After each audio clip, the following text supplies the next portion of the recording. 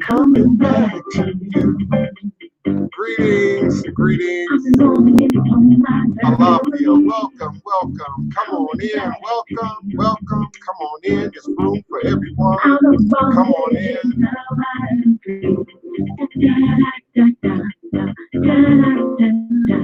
It's a buffet. There's food for everyone. Come on in. Greetings, greetings. Come back home to Africa. Greetings, beloved Keona. Greetings. Come back home. Shows have been great. Commentary has been great. People have been loving the most recent broadcast. Let's keep it rolling. Let's keep it rolling. Come on in. Come on in. Welcome, welcome, welcome. Coming back to you. Coming back to you. Out of bondage and now I am free. Da, da, da, da, da, da, da, da, da, da,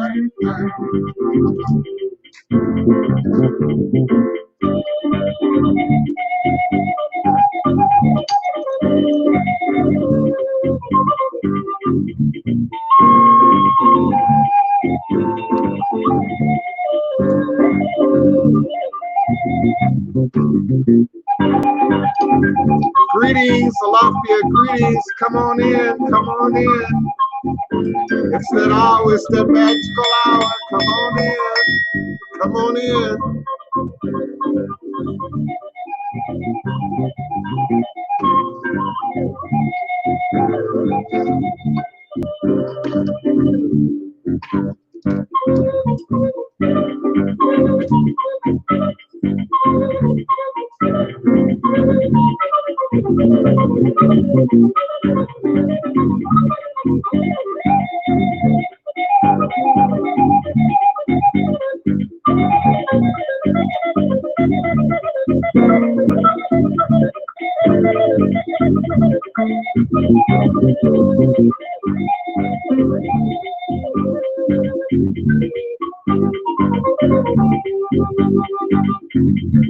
Come back home to Africa. Come back home. Come back home to Africa. Come back home. Da, da, da, da, da, da,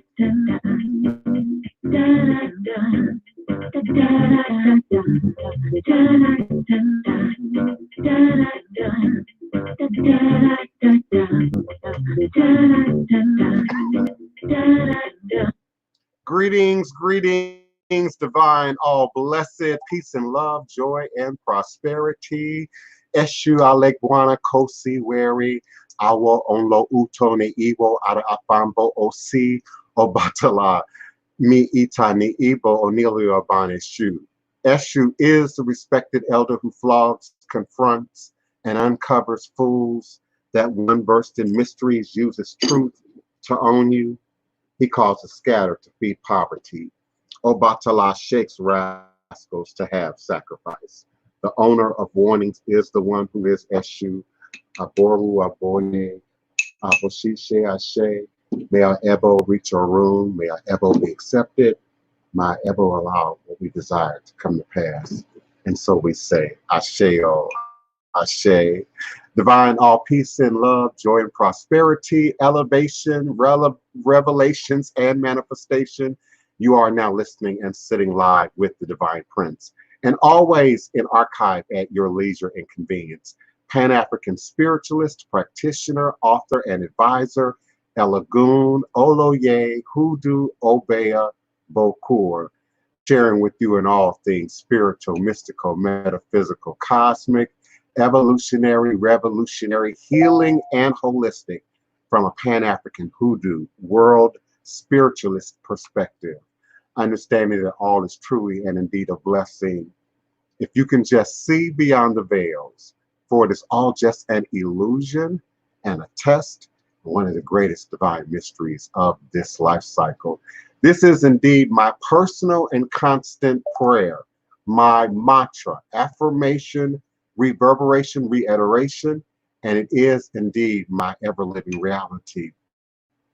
And it's crucial to the very foundation of my understanding, my teaching, my walk, my works, my demonstration along this divine, all blessed life path and journey. And it is how I, the Divine Prince, make sense out of all that we're challenged with here in our daily existence on Mother, Father, Earth. It is my personal place of power and understanding. The place from where I begin, the place from where I realize and crystallize all my endeavors, understanding that I and I alone create and co-create my divine destiny, and I alone create and co-create my divine, all blessed reality. And so it is. Ashe. Today is Friday, another Friday in this Corona pandemic, May 22nd, 2020, and I am here with you and for you live, virtually, verbally, cosmically, quantum universally, from this working temple of the House of the Divine Prince. Thai potions, Hoodoo Central, Black Hawk Voodoo in this legendary, historic, beautiful, and most enchanted city in America, New Orleans, Louisiana, the land of my ancestors, those who came before me along this Hoodoo Obeah life path and journey, passing down the great Obeah stick along with the knowledge of the life-giving herbs, roots, plants, rituals, minerals, spirits. Indeed, I am always humbled and honored, appreciative, not always right on point. It's a lot going on in front of me, but I'm always grateful for those of you who are with me here at high noon, U.S. Central Standard Time, in the middle of your day, whatever time zone you exist in. And I'm grateful. I acknowledge you. I see you. I recognize you. I realize that you could be anywhere else doing anything else, particularly in this present season. And we still come together, this squared circle of gods and goddesses, in this created sacred space where we share the power, the truth, the history, the lineage, the teachings of what real, authentic voodoo is. Listen, when I'm doing Hollywood, I'm doing Hollywood. When I'm doing movies and TV and entertainment, I'm doing entertainment. And there's creative license in entertainment. But in this sacred space, and indeed in this house, we stand on the authentic representation of voodoo, hoodoo, obeah, root work, conjure, traditional African-based religious systems. If we're indeed to reclaim something that we say is us, that we say belongs to us, that we say is in us, that we say that we birthed, then indeed we must first reclaim it for ourselves and within ourselves. I've been sharing today on my Facebook social media and maybe my Twitter too. I'm not always sure what I post back to or share back to when I'm in YouTube just doing my own thing. I know my lists are private, and I know you've tried to check my list and what kind of videos does he watch and what does he share. Often I reshare those videos directly onto my Facebook page. So this morning I've been sharing a very powerful docu-series, and it's called History of Africa with Zainab Badawi. History of Africa with Zainab Badawi. And it's quite exactly what it sounds like it would be, a history of Africa. And it's cut up into episodes, and they cover regions, territories, histories, major movements of religion. And what I found most cohesive in the broadcast that I've been able to look at and digest so far is the acknowledgement of ancestors, is the awareness of ancestors. As far back as even archaeologists can document, as far back as even history can document, the awareness, but also the acknowledgement of ancestors. I was looking at these, I think they're called petrographs, the cave art, when the art is written and carved inside the caves. I believe they're called petrographs. I have such an erudite and educated audience. Somebody will correct me if that's wrong. But we were looking at these particular petrographs in the Nubia region. And the expert was explaining how not only were they sort of giving us a look into regions, territories, cultures, lifestyles that might not even exist anymore, but they were also showing us the roots of myth, the beginnings of myth, the beginnings of how we formulated the idea of spirituality and religion and myth and practice and tradition. Sometimes in this argument, in this competitive environment that people want to artificially create around ATR, we forget that truth is often much more frightening, much more real, much more tangible than anything that we can create or try and create and imagine. And so the idea that as far back as we can even count, as far back as we can even document, the awareness of not just ancestors and their involvement, their intercession, their intervention in our waking, living lives, but also the involvement of spirit. And we play around with words, not just here, but in the world platform, on the world buffet table that is spirituality and religion.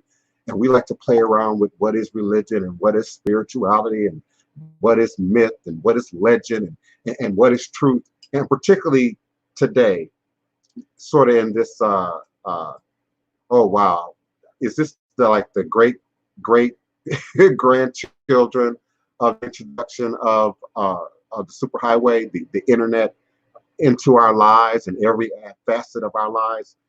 It's a technology that seemingly sprung up out of nowhere, and it's just really taken over our ability to count, to remember, to research, to store information, to do all those things that we give quartz crystal and semi-precious stones that scientific ability to do.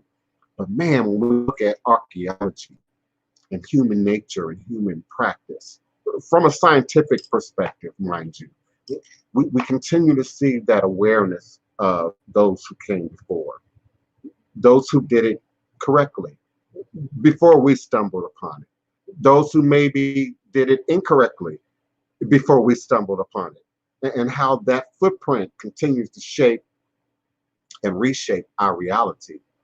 We go through phases and trends and what's in fashion at any particular point in time and what's popular at any point in time. And there are those who come in and partake of your time, your energy, your resources, your love, your trust, your loyalty, your commitment.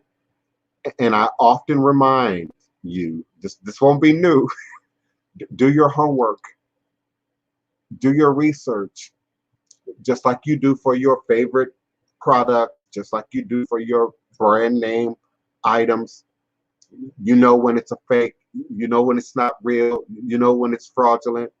And we have a segment of our society that likes fake, that likes fraudulent, that likes a little cover up and masking, if you will, under the notion that it makes the truth easier to digest, under the notion that it makes the truth more palatable to the human palate, if you will. So again, we create stories and legends and myths and traditions and practices that become a part of the very dynamic of who and what we are as a people, as a culture. And so ancestral root is at the center of all magic. It's at the center of all self-discovery. It's at the center of all intellectual discovery, the awareness of self, and wanting to know, where did self come from and why is self here? And what are we as self to do here? I and my mama probably would witness for me. I've been really clear about spirituality and religion, about spirit, about ritual, and our connections to that since elementary school. I've had to divert because of society's plans. I've had to make adjustments because of family's plans. I've had to make adjustments because of life's plan, and we all do. But ultimately, the fulfillment of life is the fulfillment of destiny. The fulfillment of destiny. There's some Ifa experts out there listening to me right now who would say ashe to that. For indeed, the whole foundation of this practice, of this tradition, is about Iwa Pele. It's about character. It's about morality. It's about virtue. It's about the spirit and the nature in which we do a thing, come at a thing, think about a thing. Whether it's the ritual, whether it's Orixa, whether it's Loa, whether it's the prayer, and heaven forbid it be the spell. We've got to begin to take ourselves more seriously. And some of that is a PTSD byproduct of overbearing, dominant world traditions, world religions that say you bow down or you die, you submit or you die, you surrender to this or you die, you give into this way of being, this practice, or you die. And indeed, the indigenous spirits rebel against that. Indeed, the children of today rebel against that. Indeed, the conscious adult of today rebels against that. At every level, at every fiber of our being, we rebel against that false religiosity, that administration of religious mores that often don't serve our needs, that often don't serve to self-empower. And it's interesting to me, Keona, how when I look at the magical book and we hear, this great Christ prophet say, greater works that I've done, you shall do. And we still don't associate ourselves with our divinity. We still don't associate ourselves with our God consciousness. And I appreciate everybody in the chat. I'm just a little bit emotionally overwhelmed right now. I can't believe how popular the show has become, how many people are faithful in attendance, and how many newcomers are showing up. So much so that it slows down my chat. So give me a moment. I want to acknowledge everyone. Keona is my moderator in the chat. She is also assisting me in making sure that I acknowledge everyone. So I'm not ignoring anybody. I just can't see everybody clearly yet. And the chat is kind of moving really slowly. So you might have already said your greetings, and I offer love and peace and contentment and serenity and clarity of mind. Oh my goodness, Keona, I hear you. Clarity of mind.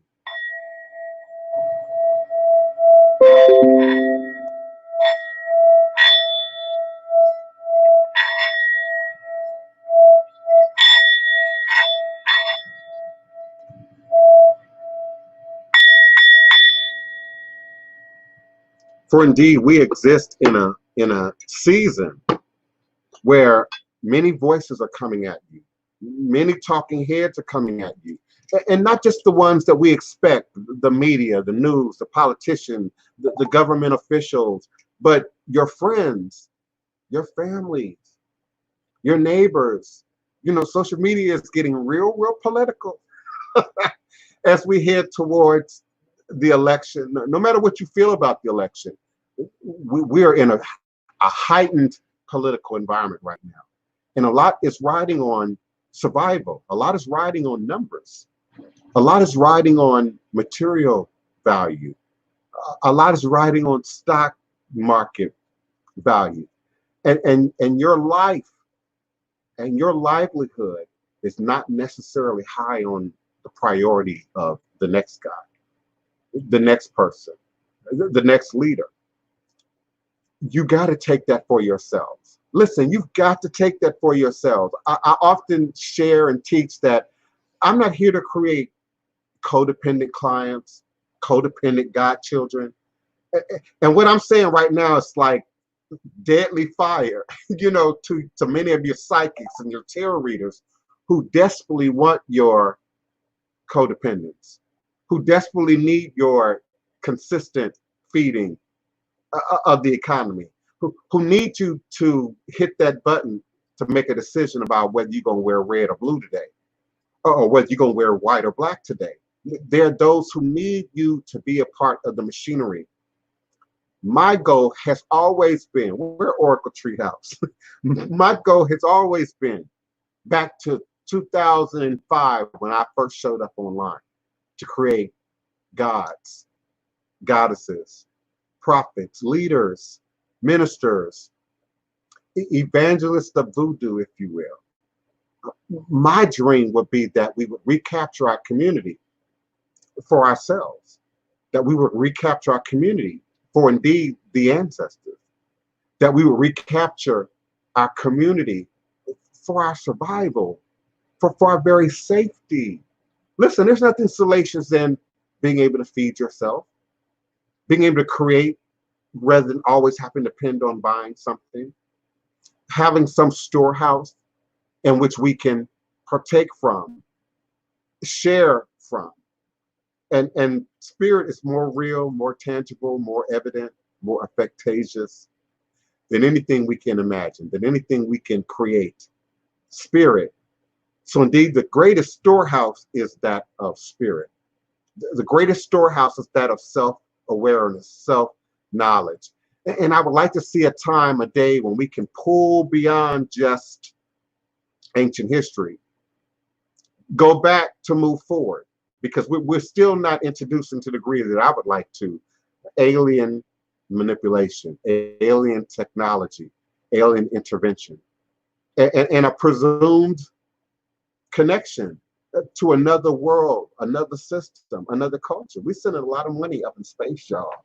We're sending more money up in space than we are to feed the children, than we are to meet the needs of poverty, than we are to meet the needs of disparity, across the world. And it's a universal endeavor. It's not just the U.S. See, the political folks want us to get caught up in what's just U.S.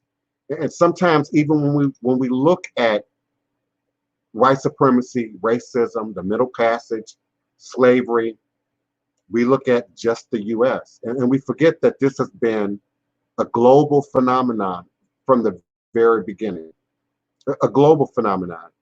Do you realize there are certain ethnic groups, there are certain regions and indigenous parts of the world that don't exist anymore? Not on satellite, not on paper, not in terms of research. I pulled up a document the other day about Togo, for instance. There was no mention of Togolese religion in this document at all.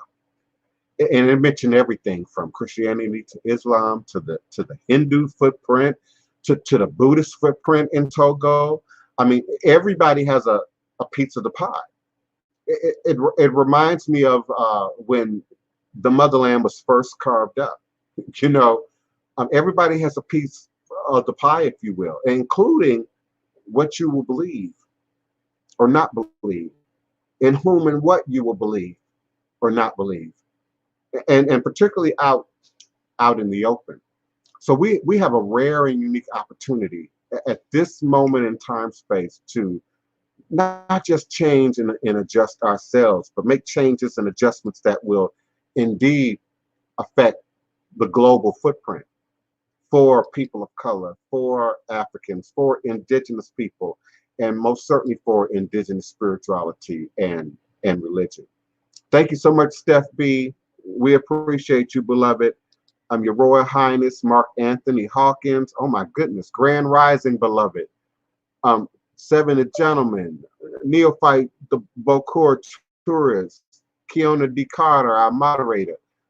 I'm just overwhelmed by so many people being present with us. Chief Bougie, greetings, beloved. Thank you for being present with us. We've got to get beyond just what's in front of us. And I know that's hard. Listen, it makes me think about the practice of initiation and how that has to be organic. It has to be ever living. It has to be alive. It cannot be reduced to a book, to a document, to a lecture, to a trip to Haiti, to a weekend adventure in Nigeria. It's so much deeper and so much more layered than that. And people learn at different paces. People absorb information at different latitudes and different degrees, depending on where they are in their journey. And we all come to this for our own reasons. We all do this out of our own need originally, in the beginning. And then as we empower ourselves, then as we edify ourselves, then as we study, and then as we absorb more information, it takes on a life of its own, right? It then becomes an extent, not just what you do, but who you are, how you act, how you approach the world and everything around you. And it's why I say all is a blessing. It's why I say all is a blessing. So we, those of us who care, those who say we care, those who say we want to represent, those who say we want to be authentic, those who say we want to be organic, those of us who say we want to have something tangible and real to leave to the next generation, must persevere, must move forward in any weather and do the work. And trust me, people are doing the work. I don't want to give the suggestion that no one is. Certainly my house is. Certainly many of you right here in this audience are. The amount of requests to do the work are overwhelming right now.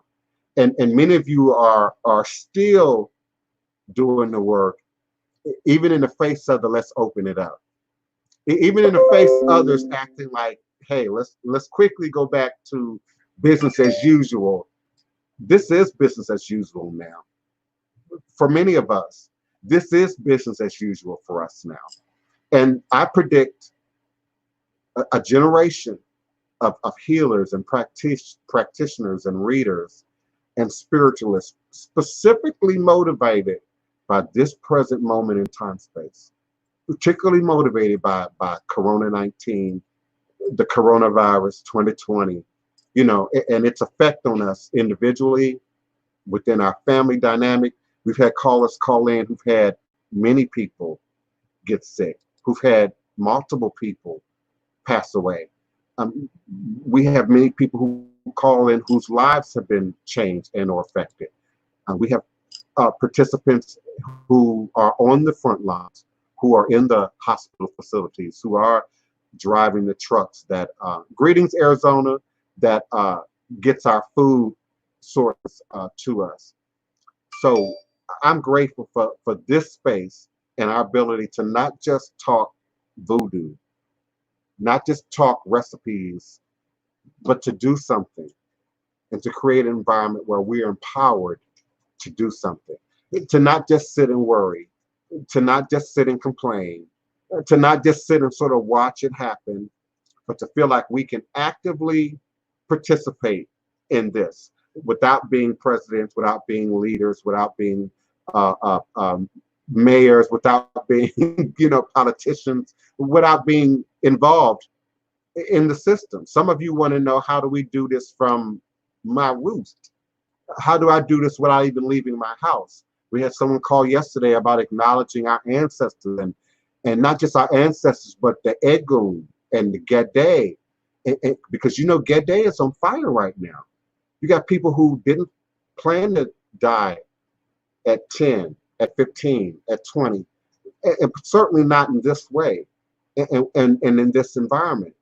So there's heightened activity with Gede. There's heightened activity in Eguns. And so there's nothing more powerful than you could do right now than acknowledge your ancestors. There's nothing more protective that you can do right now than the acknowledgement and the honoring of the ancestors. There's nothing more logical and realistic. Even if you translate what's being said medically into what we do every day in ritual practice. We talk about vinegar. We talk about apple cider vinegar. We talk about ammonia. We talk about bleach. right here on this show. We don't need your Clorox. It would be nice to have the disinfectant products. It would be nice to have your wipes, but we don't need them. We absolutely don't need them. What did Big Mama do? What did Big Papa do? How did your ancestors, Louisiana, your ancestors, Mississippi, how did we survive the plague 100 years ago? So that you would be here today, so that you would be alive and kicking to do and say and act and demonstrate the way we do today. So there's no greater time, no greater opportunity. And some of y'all are paying attention to my public comments and ratings, I know. And there are people who are making reference to it in my public comments and ratings about the activity that's going on right now from the realm of the dead, from the realm of echoes. Not just ancestors. It's real nice to think about those lofty, high, 100-year-old, 200-year-old ancestors. And we certainly need them in addressing the pandemic. But your newly dead, your most recent dead, those who are now caught in the middle, your Gede, those need that attention now more than ever before, just as we need that attention now more than ever before. I know some of you aren't quite, we say, when we eat, they eat. When we drink, they drink. That's a proverb that we say. And so it speaks to, as it is above, so shall it be below. It speaks to what we feed on this side is fed on that side. It speaks to what is fed on that side is thus fed on this side. And it's an understanding of magic, of ritual, of spirit practice that goes all the way back to ancient Egypt and older civilizations than that. We often rest on Egypt as if that was it. We forget about Ethiopia. We forget about Meroe. We forget about Timbuktu. We forget about many other city-states and city nations that were powerful in their time and that feed so much that we hang on the hanger of Kemet, that we hang on the hanger of ancient Egypt. Again, I invite you all to look at my Facebook page, Divine Prince Tyameka, not my fan page, not my Blog Talk Radio page, my personal Facebook page. And check out the YouTube videos that I'm exploring right now as Zainab Badawi discuss and shares the history of Africa. Much of what we talk about here is in this documentary. And I believe this documentary first aired in April 2020. I believe so. I think this is a newer BBC publication. And it's with all documentaries. You can find stuff in there that you like. You're going to find stuff in there that you're going to get stuck in your craw. You're going to find stuff in there that you're going to want to dispute. And that's the very nature of what a documentary is and should do. But I particularly paid attention to the voodoo elements and the ancestral elements and the ritual elements that run through it, throughout history, throughout culture, throughout geographic location, throughout movements of humanity. So I invite you to share that and partake in that with me. And we might discuss it again in a future show after more of you have sort of gathered your own thoughts about it. Greetings, everyone. Greetings, Jennifer Anderson, Raina Love, peace and blessings. Thank you so much, Justice, for being with us. Candace Williams, thank you, beloved, for being with us. Keisha Smith, greetings and salutations. Please do call me. Let me check my phone lines. The phone lines are available at area code 845-277-9143, area code 845-277-9143. If you have a question, comment, or request, do press the number 1 on your telephone keypad. I'll be more than happy to unmute your mic and bring you into the conversation. Keona, I have got to figure out if there's a way for me to bring you into StreamYard. particularly as moderator, because you could handle this chat a little bit more gracefully than I am. It's a lot to pay attention to, particularly when it's moving slow or then moving too fast. It does both equally. And then to try to keep up with things. And I get the sense that as it's set up right now, you're sort of experiencing it like everybody else is. So I've got to figure out what it is in this new application that I'm not quite getting, so that I can bring you in as a co-host, and maybe you can help me to. I mean, sometimes the chat is just moving, y'all. Sometimes the chat is just moving. Greetings, area code 810. Greetings, beloved 810. Please turn your audio down for me, please. We can hear you. I heard you say, "Oh, I already pressed the number 1." Your mic is open. Area code 810. Oh, you can hear me? Yes, ma'am. Who's calling? Peace and blessings. It's Natasha. Hey, Natasha, where are you calling from? Also known as Your Royal Highness. Oh, okay, the Royal Highness. Where are you hailing from? Where am I calling from? Yes. I'm calling from Madison Heights, Michigan. Oh, okay. Greetings, beloved. Thank you for representing for Michigan. I think my closest relative in Michigan lives in Inkster, Michigan. You might be familiar with that little town. Beloved, are you with me? I'm gonna need you to turn your video down, otherwise you're hearing things delayed. Okay, I'm gonna mute my computer. Yeah, I'm gonna need you to do that for a moment, at least while you're on the phone with me. Give me your what's your question or your comment? Basically, the reason why I want a reading is just basically just give me some type of insight on where I'm headed, if I'm on the right path, if my ancestors are walking with me and who they are. But one major question I wanted to know if my biological mother was with me. She passed when I was a child, maybe like 1 or 2.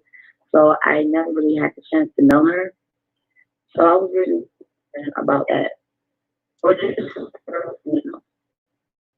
Are you still with me? Because you're breaking up. Yes, I'm with you. Now, beloved, did you send me an offering or a donation?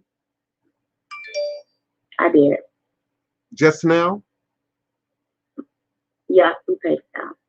Okay, because I don't see it yet, so I'm just a little bit caught off guard by your request. And if you just give me a moment to get it together, I'll be glad to respond.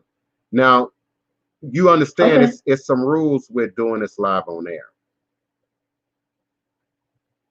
Meaning everybody's in your business. Meaning everybody's in your business now. We're about to discuss your personal stuff live on air. Okay. And I'm willing to do it. Okay. If you're willing to do it. But listen, you can't control what I say. You can't control what spirit might say. Don't be offended if Big Mama, Big Papa have a message that they think is pertinent, that they think is important, that they think is more a priority than what you might have in mind. Now, what I need you to do is readdress your question again. I need you to say it clearly, and it can't, because I heard you say a whole lot of stuff. You like wanted a complete reading, an ancestral reading, a tarot reading. I mean, normally it takes me 90 minutes to do that under normal conditions. Okay, so I need you to clarify what it is right now that you need me to glean from spirit. Well, right now, what I really need to know is what is it that I need to do to better to better myself as a woman? Am I on the right path, so to speak? Okay, now again, that's real personal. I need your birthday. I need the time of day Mm-hmm. you were born. I need the city you Okay. were born in. I need the location that you are right now. Okay. My date of birth is 11/11/1981. My time of birth is 11:37 a.m. My place of birth is Detroit, Michigan, but I'm currently located in Madison Heights, Michigan.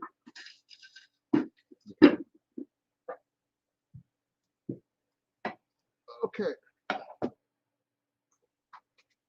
Forgive me, Blog Talk Radio, because I know y'all just here bumping around. Y'all have no idea what I'm doing. I'm trying to. I'm very patient, so Yes, beloved, but we're live on air, worldwide. So I'm not just talking to you. I'm talking to the people behind you who are also waiting for me to move absolutely. forward with your reading. Okay. Um. Okay. So be patient with me and understand that I'm not only going to talk to you. I'm going to talk to everyone else who's listening.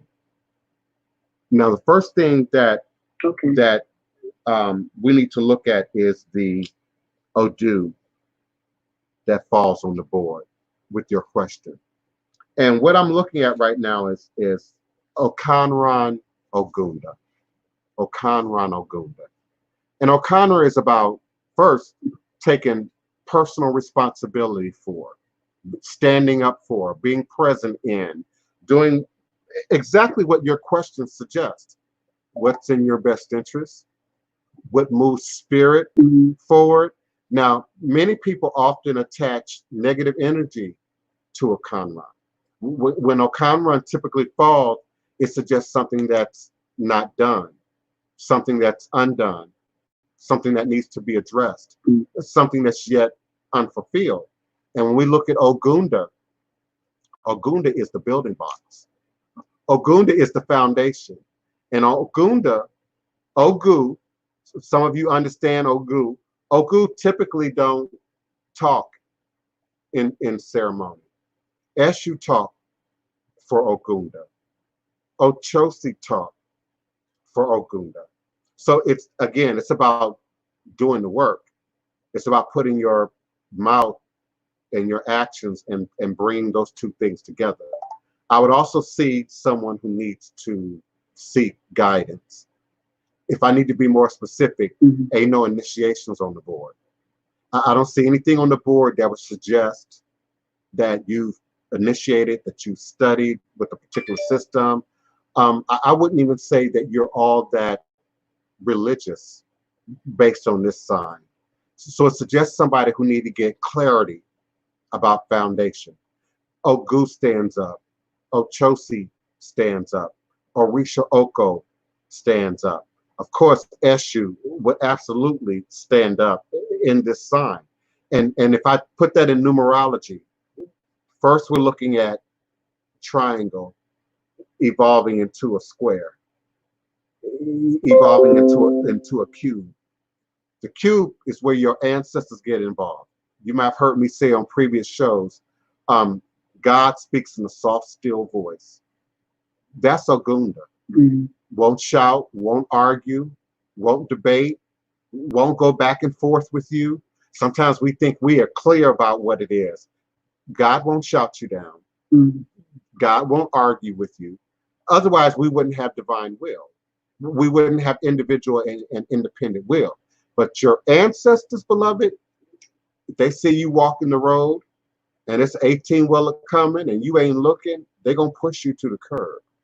So some of what you are experiencing right now as challenges, particularly in your love and relationship house. Now, you didn't ask me nothing about that. And I warned you. I warned you that your ancestors would say what they think is important, what they think is pertinent, what they think is necessary. Suspend that right now. That's not a concern for you right now. Doesn't mean that it's not important. Doesn't mean that that will not have its season. But right now, follow your own advice. Get serious about you. I find it very difficult, and I've been in many religions.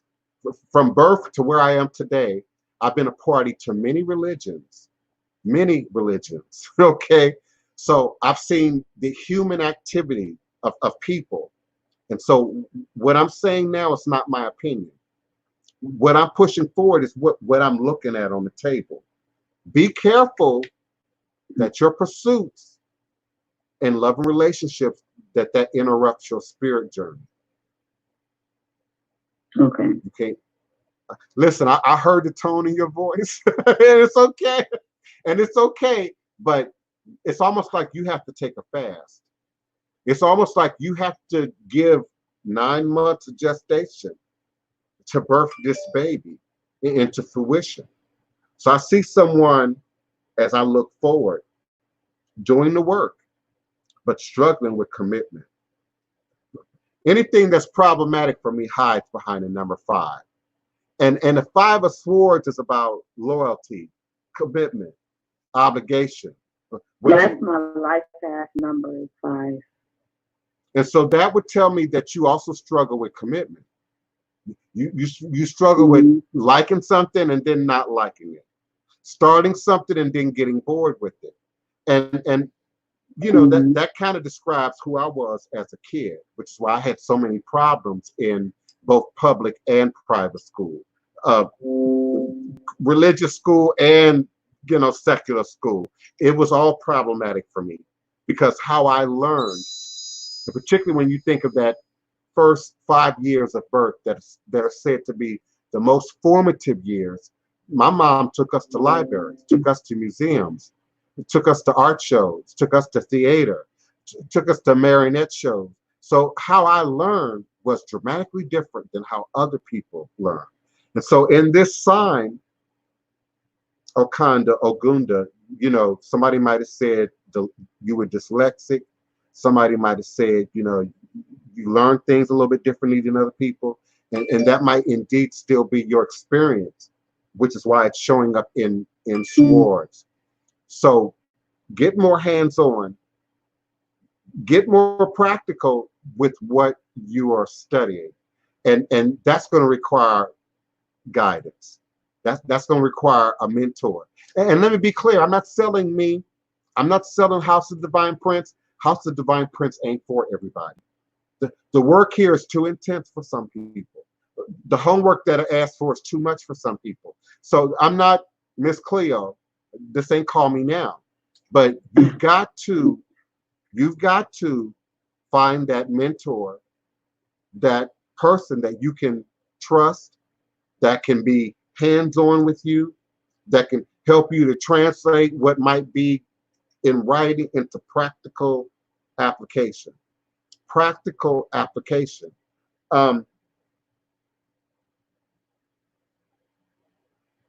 Particularly from your father's side of the family. And I hesitate, when I hesitate like that, I'm trying to be diplomatic. So you know, particularly from that lineage from your father's side of the family, you have to capture that. You have to arrest that. You have to regain that as your own personal power. And not just for yourself, but for your bloodline, for those who come behind you, for your kids, your nieces, your nephews, your cousins, those who are watching, particularly this moment in time space, this generation. Before you called and asked for the reading, I had said, for those of us, there's a footprint that's being made right now because of COVID-19, right now because of coronavirus.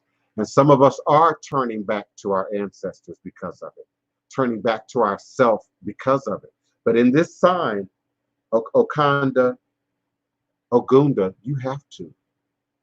And you have to look at the scaffolding that you're building your dream upon. That's Ogunda. You have to look at the scaffolding, the building blocks, what's being put together in order to create the future that's in line with your vision. Are you with me, beloved?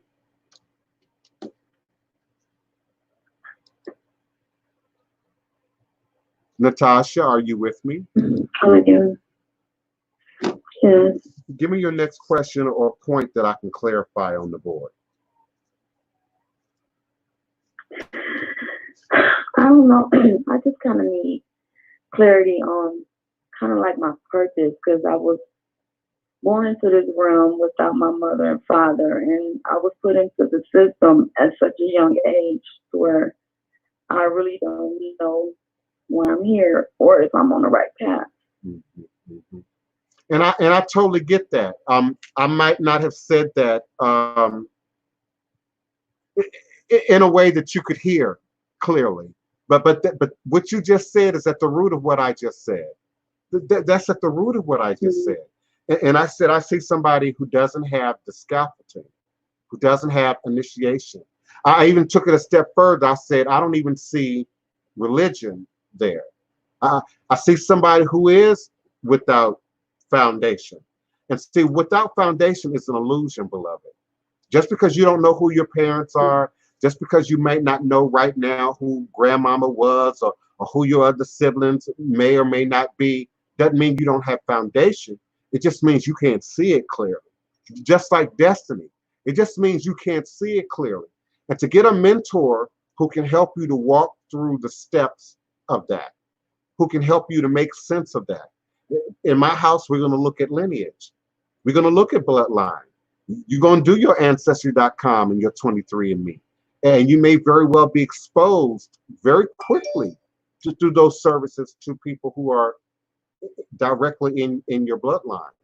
I also can identify, because I do have so many half siblings, my father's children, the awareness that even those children who did not grow up with him, who did not have him in the house, quite often they display his behavior more than I do. Quite often they display some of his energy more than I do. And so I, even for me, from 14, 15, trying to make sense of, well, what is that? If it's not nature and nurture, then it has to be lineage. It has to be bloodline. It has to be in your DNA.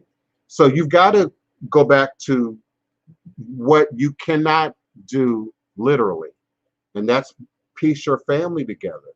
And so I would suggest for you, just like I would anybody else listening, if you haven't done so, have your ancestry done. Have your DNA done. That is so much easier for us to access today than it was 10 years ago or 20 years ago. So have that work done. Then come to me. Some of what you're asking me to do, I can't do for you live on air right now. It would take us 3 hours to just do you, for me to work through some of what you're asking me to do for you right now live on air. This is one of the most personal requests we've ever gotten live on air. You might as well be on camera and butt naked and dipped in the ocean of Yemaya right now with everybody watching, in terms of the depth of what you're asking me for. But I'm giving you what's on the cards. I've given you what Odu has to say. I strongly suggest you get with me after the show or get with me by email, and let me help you work through your ancestral work and divination. But there's some real living. Just like before you called, I said we often focus so much on the ancestors.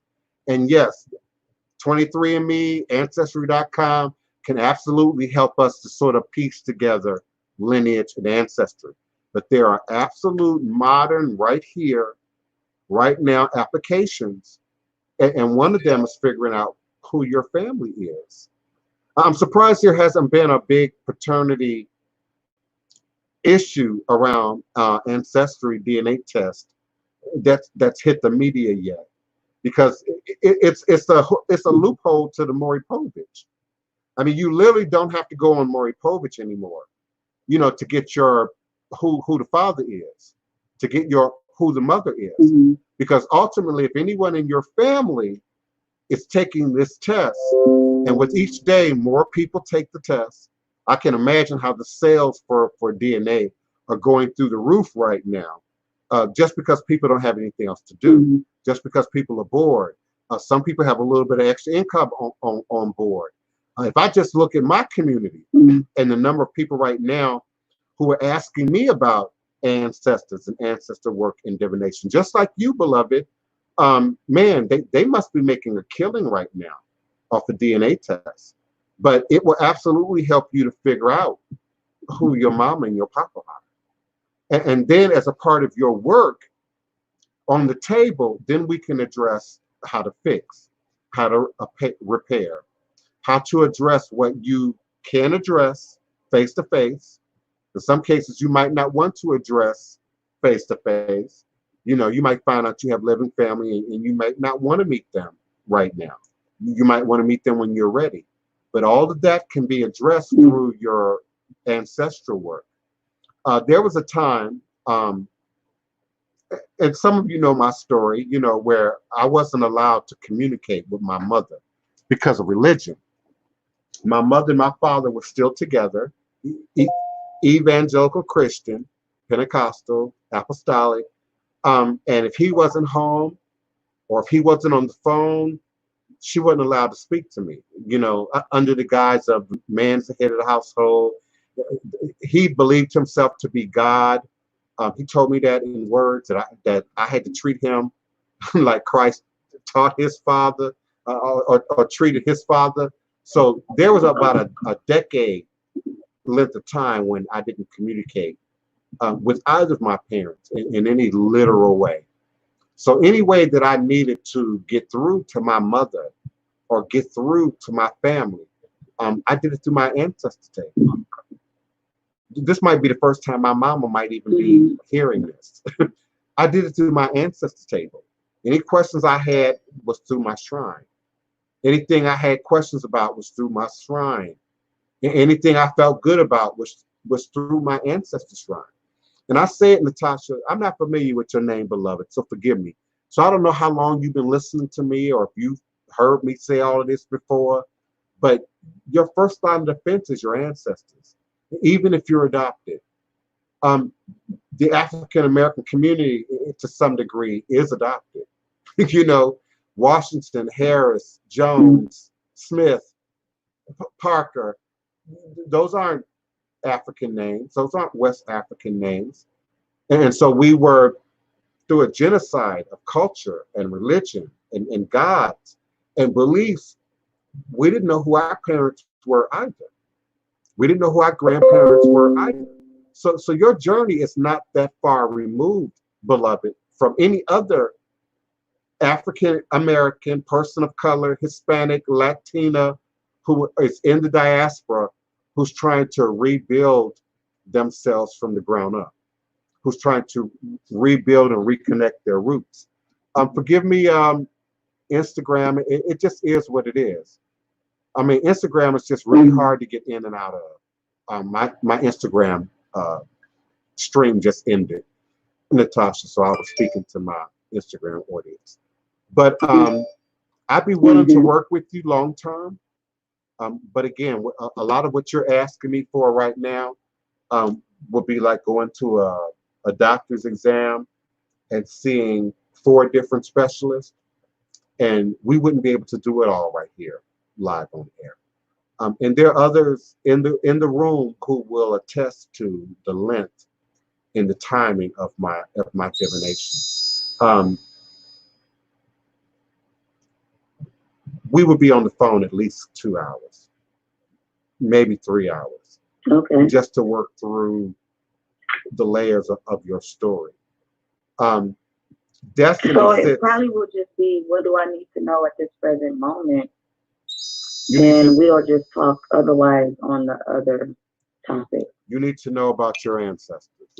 You need to know about your DNA. You need to know about your bloodline. You need to know about your lineage. And even those of us who can call mama, call daddy, and ask those questions, we don't know we're getting the story. We don't know we're getting the truth. We're only getting what was said before. We're only getting what was passed down before that. We're getting what was heard at any juncture in our family before. And so until you do DNA, it's all up for question with me.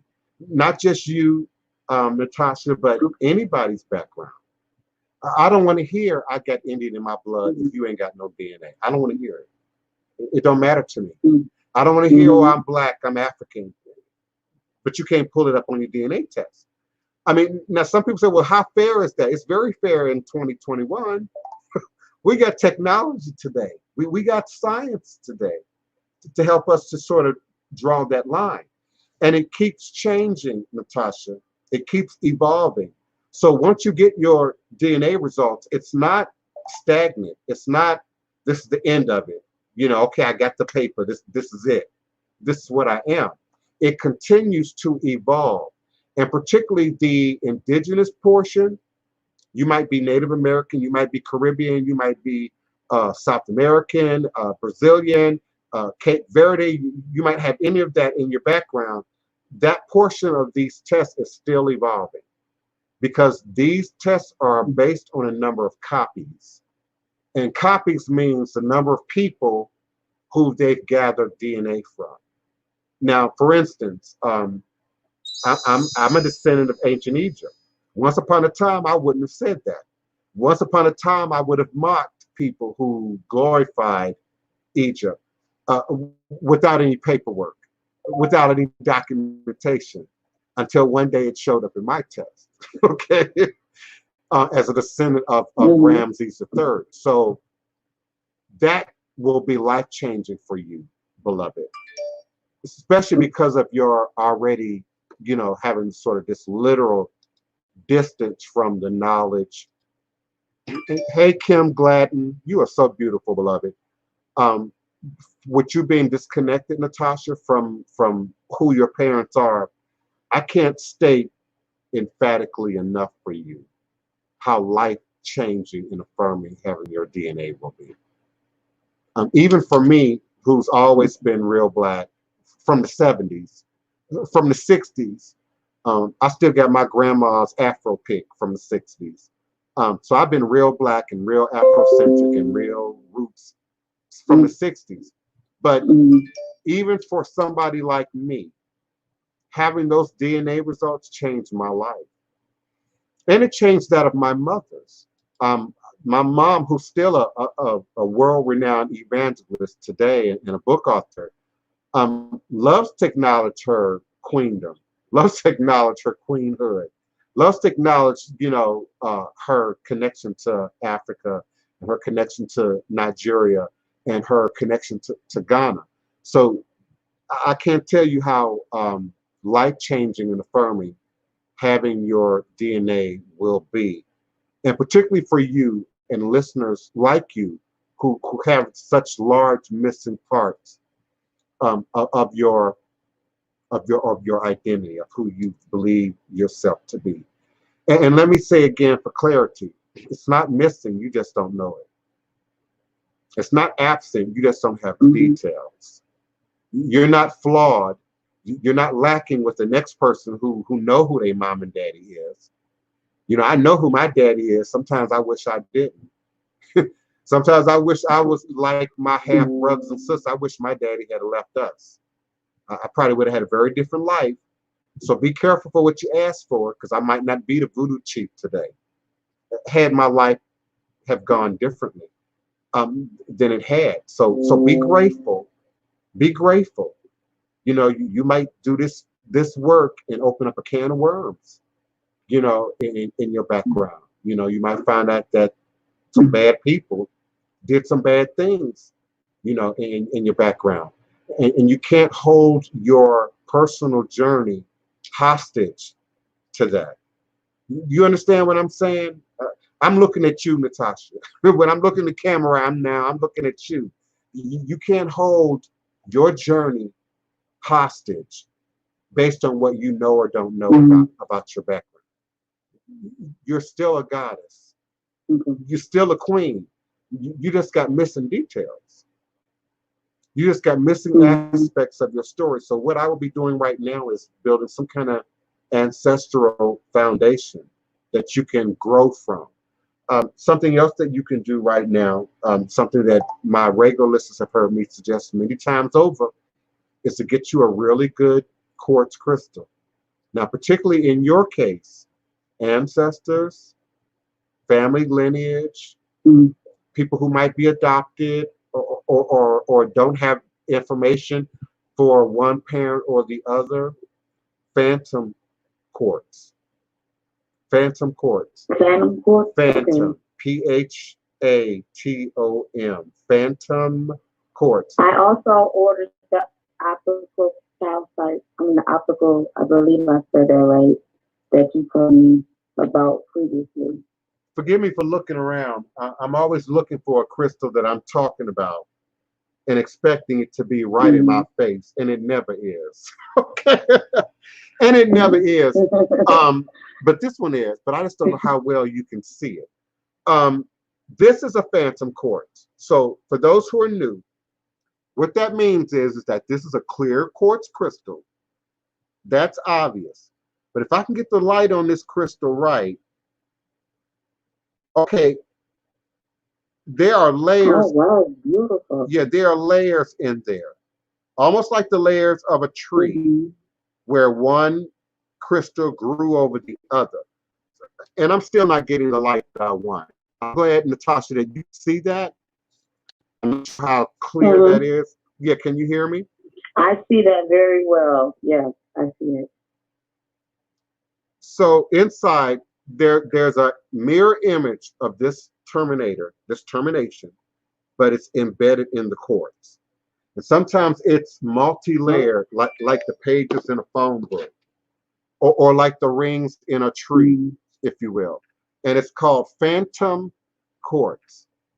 And it doesn't matter if it's single terminated.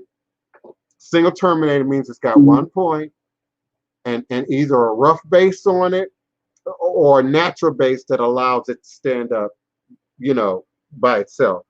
But it could also be double terminated, meaning it'll have a termination at both ends. What's most important is that it's clear quartz and that it has a phantom in it. And some phantoms have other minerals present, so it might have hematite in it. It might have rutile in it, which looks like a gold or silver wire in the stone. It might have black tourmaline in it. This is another phantom quartz, but this is probably a little bit harder to see. You can see all the other minerals in there. There's something inside the crystal, but I'm trying to get it in focus. This is another form of a phantom. Okay. So one mineral will grow on top of the other. Sometimes they're referred to as included quartz. Included quartz is not the same thing as a phantom. This black tourmaline is included with apophyllite. This piece of black tourmaline is included with apophyllite. So an inclusion means something that is added to, something that's extra in the stone. Whereas a phantom, and again, this is not my best phantom for putting on camera. I have some much better phantoms for viewing on camera. I just don't know where they are right now. My whole house is temple, so sometimes it get moved around. Yeah. I have a large collection of crystals, but I'm gonna have to get that one next because I don't have that one. Yeah, that would be really good in terms of what can you do now as it relates to trying to connect the dots, build some kind of sense of familial, ancestral connection, and particularly without that information.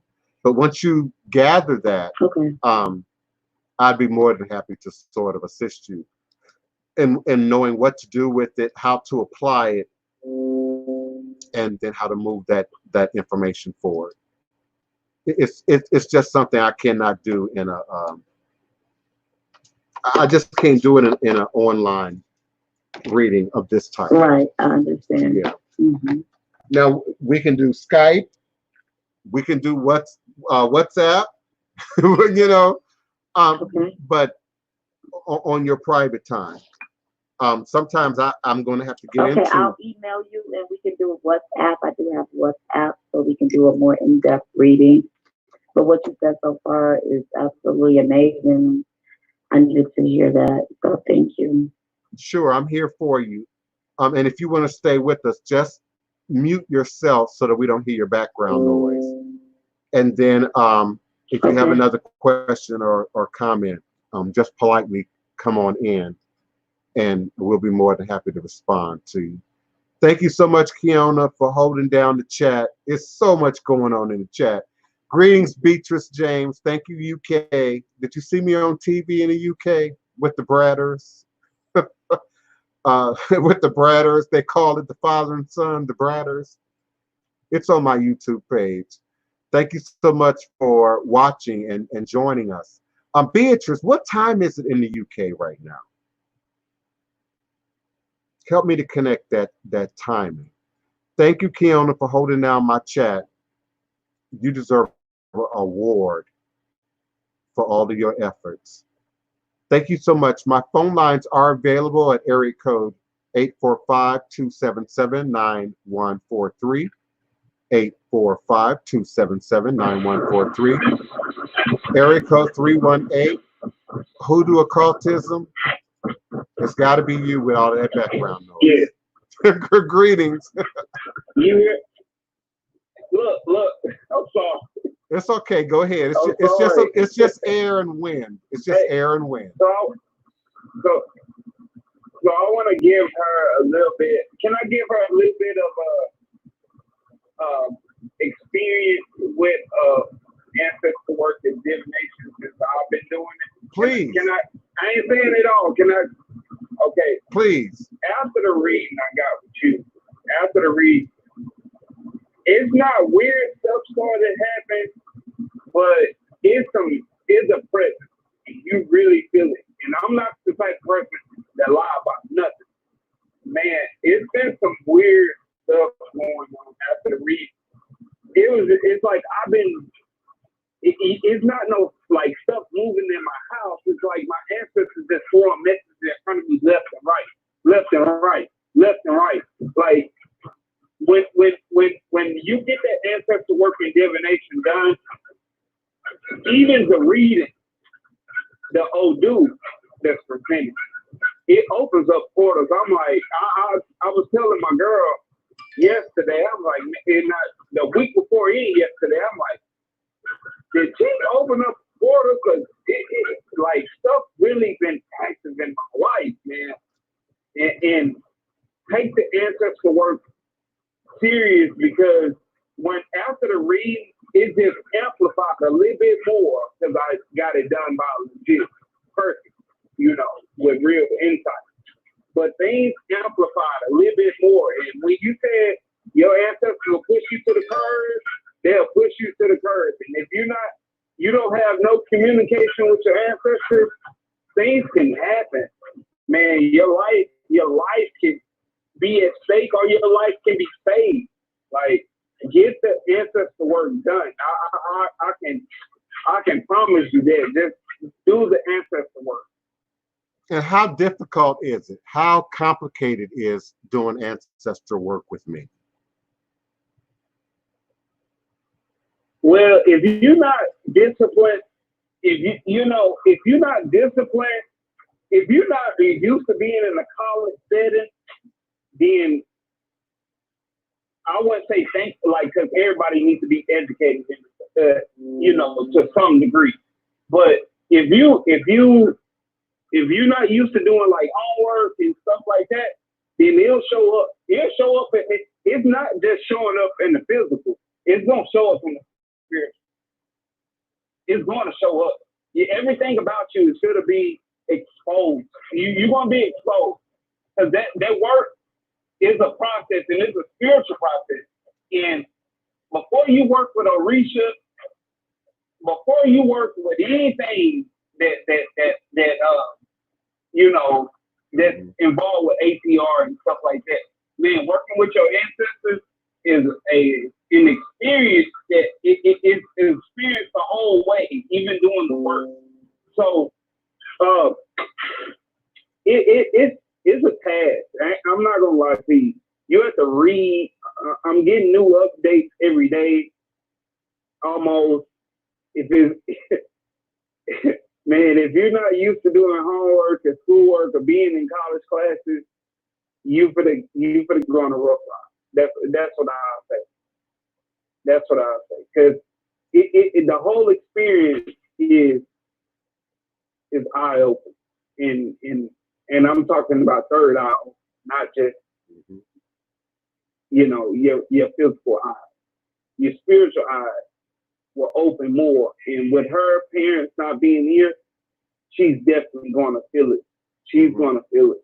And it's a good experience. And you can't be scared of it. No, you can't. You can't be scared of it. And I wanted to be clear that they think Orixa.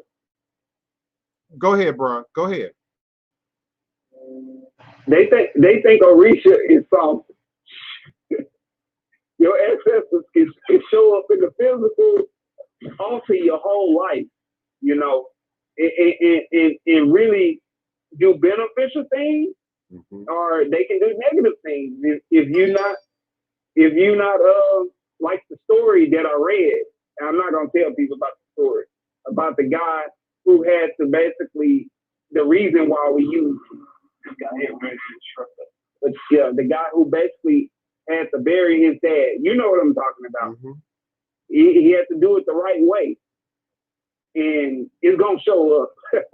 It's going to show up, y'all. It's going to show up. I promise you that. It's going to show up. I really appreciate that. And I appreciate you sharing your story and your experience. I'm sure there are people who listen, who watch. Some have been watching and listening for years. I got a client, I won't say his name, but from the DC, Maryland, Virginia, from the DMV, been calling me, contacting me for readings for well over a decade. So there are people who watch, who study, who research, who are curious, and it's only when you set your foot in the water, it's only when you commit to finding out, to joining and being a part, that you really begin to make any sense, you know, of what a lot of these books are talking about, or what a lot of these book authors are talking about. And it's by design. It's by design. It's meant to confound the foolish. It's meant to keep the arrogant and the ego-based person from grabbing any part, you know, and sort of running away with it. It's designed to keep you humble before your ancestors. It's designed to keep you aware of your ancestors and their presence. Many of the things that, you know, we just take so lightly and so for granted. I also describe it as, you know, literally having Big Mom and them sitting up in your house. You know, how would you act if Big Mama was sitting on your couch, you know, 24 hours a day, had a room, you know, in your house with the door open, you know, and could see and can hear? In what ways does that affect our behavior, affect our demonstration? And I compare having ancestors in your house to be not far removed from that. So you got to be interactive. You know, you can't ignore them. You can't overlook them, and expect balance, and expect peace, and expect them to intercede, you know, on your behalf, particularly when you're not thinking, when you're not aware, when you don't have time to sort of put things together.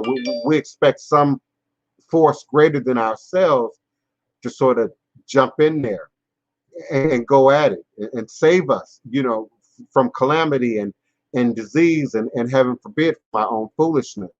I know my grandmama used to say, God protects babies and fools. Babies and fools, God protects. And so we acknowledge the ancestors for standing up in all aspects of our lives, in all aspects of our humanity. And so to deny your ancestors is to deny your own humanity. It's to deny your very being. I'll see y'all in the chat. It's just the chat is doing what it wants to do.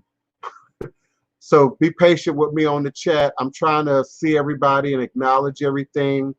If there are questions, you can call me now at area code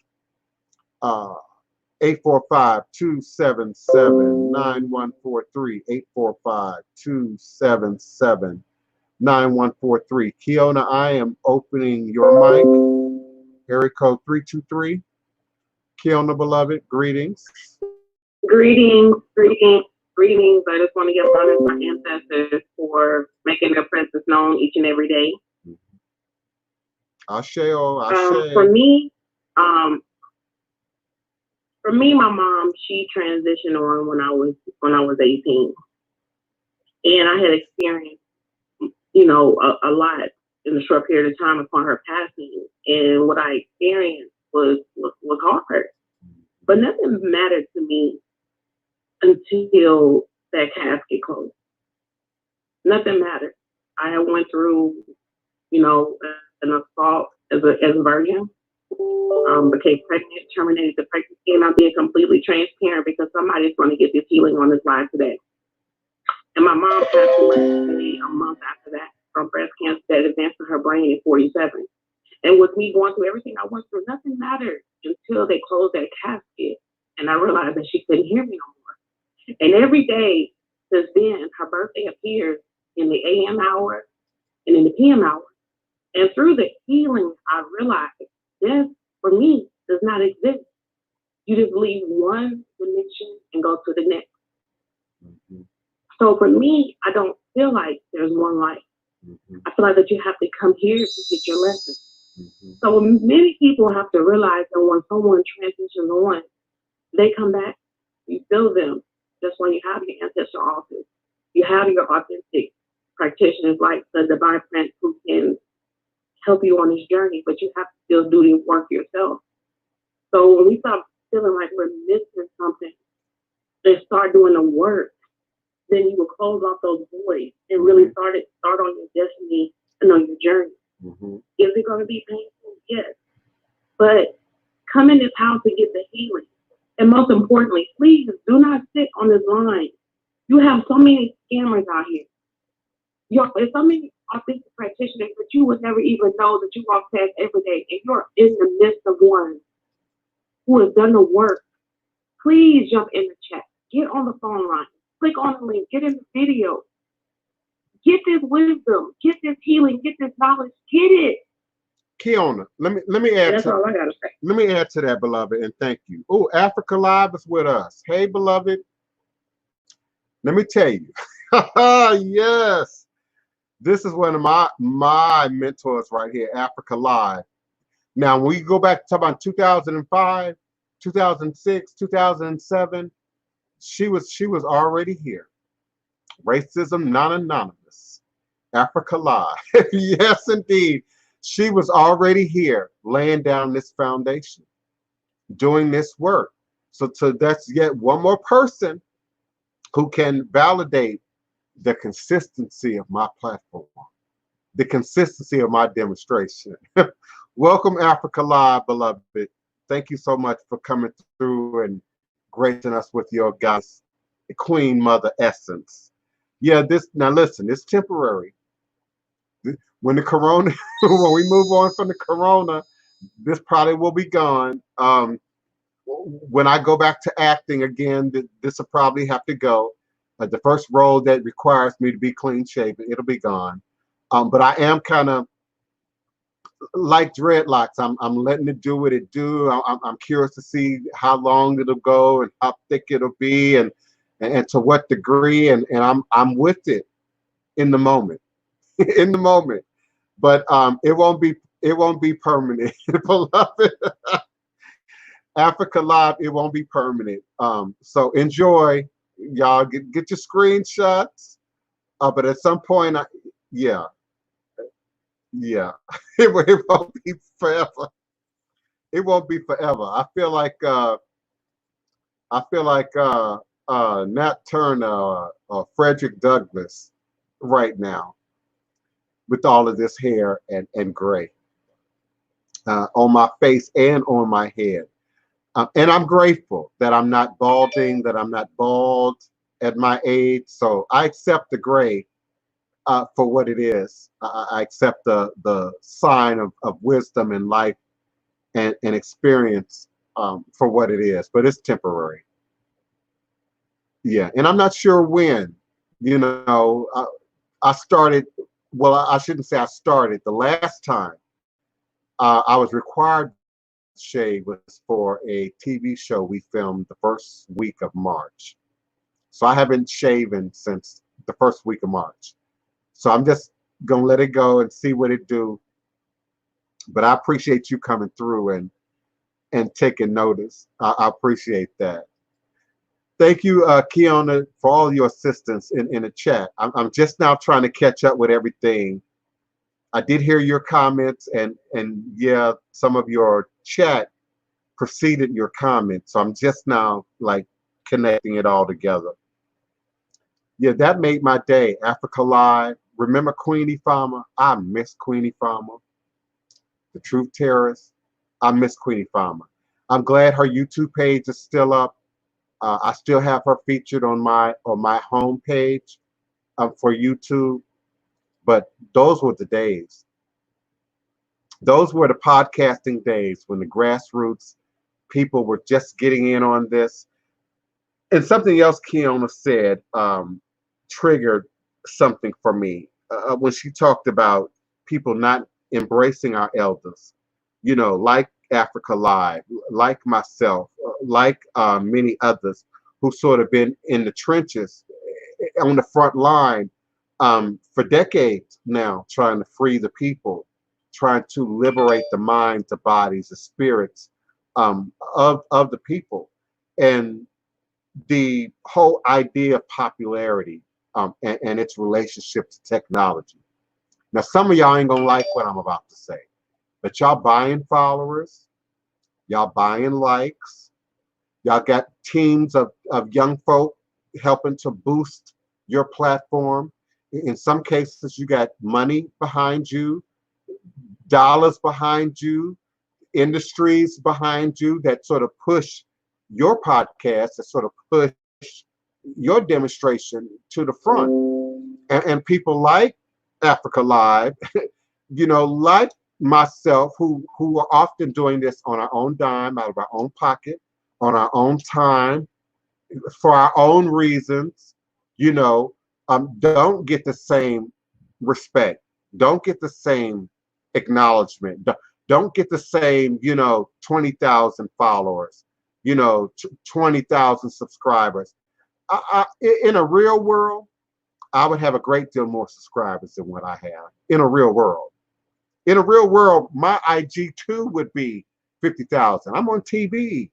I'm in movies. I'm in documentaries and documentaries to come, by the way. Keep an eye out on your Nat Geo and your History Channel. And yeah, I'm coming. just know I'm coming. It's already in the can. I'm not talking about what needs to be done. It's already done. It's already in the can. And just know it's coming. But we're often not given the respect due for opening the way for the newer, louder, more tech-savvy voices to be present. It took Keona to get me to this place. It took Keona D. Carter to knock on my head and say, hey, Elder, you need to upgrade your technology. It took Keona. And it was hard. She'll tell you I struggled with it. I wasn't trying to read it. I was just like y'all, just like Hoodoo occultism described this ancestral work. I wasn't trying to read it. I wasn't trying to go through it. I was impatient with it. And Keona just kept pushing. Keona kept saying, no, you can do better than just YouTube. You can do better than just the technology that you're using. And Africa Live, that's how I got on StreamYard, beloved. That's how I got on StreamYard. And StreamYard will bring your YouTube and your Twitter and your Periscope and your EarthCam and your Facebook. It'll bring it all together in this one place.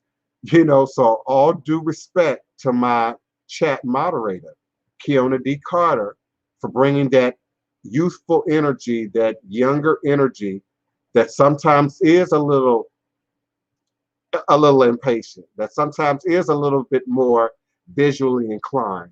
And she's got a lot of other stuff on my list of homework that I'm still struggling with, but I'm doing the work. I'm addressing it. I'm still trying to, you know, bring it up to level. So thank you so much for that, Keona. If it weren't for you, I wouldn't be here. If it weren't for Keona, y'all In wouldn't the same likewise. And I wasn't trying to make it heavy. I wasn't trying to make it heavy, but I just want people to know that this is real. This is not some fly-by-night come. This is, there's healing in this house. Y'all are a living, breathing, moving God. Don't let this moment pass you by. That's the worst thing in the world is to miss an opportunity. Maximize on it. Get it. Yeah. This is like what they used to say, what the old people, y'all elders used to say, wade in the water. You remember how the folktale was that the angel would come every so many years and they would just rush to the water. You remember the song? Yes. Get in here and get this healing. Yes. Yes. And I want to be everyone that hears you. Yes. Yes. And I want to be clear. You know, they say, give me my roses while I'm yet living. A lot of what I do has everything to do with Africa Live. Has everything to do with that Queen Mother right there. Has everything to do with who Queen Ifama was and who Tasha is. Tasha shows up every day. Tasha was there during that time. I'm gratefully influenced by those Black women right there. And they know it. Now, I don't quote the 12 steps. That's Africa Live's platform. But it's at the root of everything that I say. It's at the root of anytime I talk about mental health, anytime I talk about addictive behavior, anytime I talk about white supremacy and our getting the white supremacy out of you, I got that from Africa Live. I learned that sitting in that Queen Mother's podcast, sitting in that Queen Mother's room. There was a time I couldn't call Tasha anything other than Tasha Love. Okay, she's Tasha's touch now as she creates her jury. But in my mind, in my heart, in my soul, Tasha is Tasha Love. When I first became aware of Tasha's touch, she was on her job in her security uniform with her various cute little wigs on. Queen Ifama used to do that too. Queen Ifama would have a wig on and would pull it off in the middle of her video and would have afro, you know, and then would say, "Oh, wait a minute, my lunch is up," and would throw that wig back on and would go back to her desk, you know. I was raised, if you will, from a social media context on these people, on these elders, you know. And this might be the first time that they've heard me say that they've heard me say, I listened to you. I was there with you. You still influence who and what I am today. And so we can't just say ancestors and that's just something we say. We can't. We can't just say I acknowledge those who came before and it's just some trend. We can't. We can't let commercialism and capitalism and retail business just take over our culture, our practice, our healing. We just can't. And so if we aren't authentic about it, we can't expect anybody else to be. If we aren't true about it, we can't expect anybody else to be. If we can't clean up our own mess, we certainly can't judge other folk on a mess. Okay, that's Africa Live right there, y'all. Follow Africa Live too, by the way. She has some real powerful videos and podcasts. Let me check my phone lines. Area code 845-277-9143. 845-277-9143. Please, when you're ready with your question, comment, or request, do press the number 1 on your telephone keypad. I will be more than happy to unmute your mic and bring you into the conversation. Thank you so much, Hoodoo Occultism, Keona, Tasha's Touch, Raina Love. I love Raina Love. Raina Love, please accept what I'm about to say. She like our little social worker in the chat. And she come through and sort of gauge, people's wellness, at any given moment. And she always know what to say and when to come through. And I appreciate my regulars as well as my new listeners who appreciate revolutionary hoodoo, New Orleans voodoo secrets and recipes. I say all the time, when we think about hoodoo, root work, conjure, ATR, black magic, if you will, you first got to think about healing. You first got to think about healing. Before you talk about prosperity magic and love and relationship magic and sex magic and controlling and manipulating and monopolizing, we got to talk about healing. Healing. And when we look at our ancestors and their adaptation of nature on both sides of the Atlantic, it was first about our own healing. It was first about Massa not allowing us access to healing. It was first about us being treated like cattle and chattel and pigs and goats and horses and not being given the very thing that many people are complaining and asking for today, which is health care. Slaves still asking for health care. Slaves still asking to be humanized. Slaves still asking to be acknowledged still in 2021. Let's hook up Africa Live, because we need you on air, beloved. We need you live on air with us. Keona, I'm trying to keep up with the chat. It's moving so fast. There's so many people active and participating in the chat right now. I'm trying to get everybody on the screen. I'm trying to make sure I see everybody's comment. And I don't want anybody to think I'm overlooking. You just have to add me. You probably just have to add me as an administrator, and I'll just keep up with the chat. But how? How do I do that? Just move the mouse. Move the mouse. Move the cursor on your mouse. Move it over the comments. Okay, but there's the 3 buttons in the corner to the right, and all it says is put user in a timeout or block user. It don't say administrator. No, don't click. Just move it. No, just move. Like just scroll down the screen. No, I'm telling you, it's too many. The chats are coming so quickly. The screen ain't even moving like that. Okay. It'll stop. It'll freeze. Okay, I comprehend. I assume that y'all could see that on the screen, because sometimes it'll mix y'all's comments up on the screen like a little blur, because things are moving so fast. And I don't want y'all to stop. Keep doing that. It's only doing this because of so many people actively participating in the chat. I wish y'all would ask more questions and contextual questions. That would be greatly appreciated. I like the greetings and all the other activity, but it just, Keona, I just need you to be able to see what I'm seeing. It slows everything down. And I still can't figure out how to make you an administrator in StreamYard. That's still not clear to me. And if it's somebody on the sound of my voice who understands how to work this thing, let us know. Help a brother and a sister out. Because I can't figure out how to make you a moderator. And that would be so helpful to me right now. But anywho, I'll find out today. Unfortunately, it's not going to help doing this chat, but I'll find out today. Yeah. So it's 1:40. I appreciate you all. Come on with your questions, your comments, your requests. Let's talk about some revolutionary hoodoo. New Orleans voodoo secrets and recipes while you got me here live on air. I am so appreciative of everybody who's present in the chat. Beatrice James, love you, beloved. Your Royal Highness, Tasha's Touch, Becomes the Sea. Thank you so much. My chat is still frozen. It's still on Hoodoo occultism. I'm sorry to hear that. That's what I mean, Keona.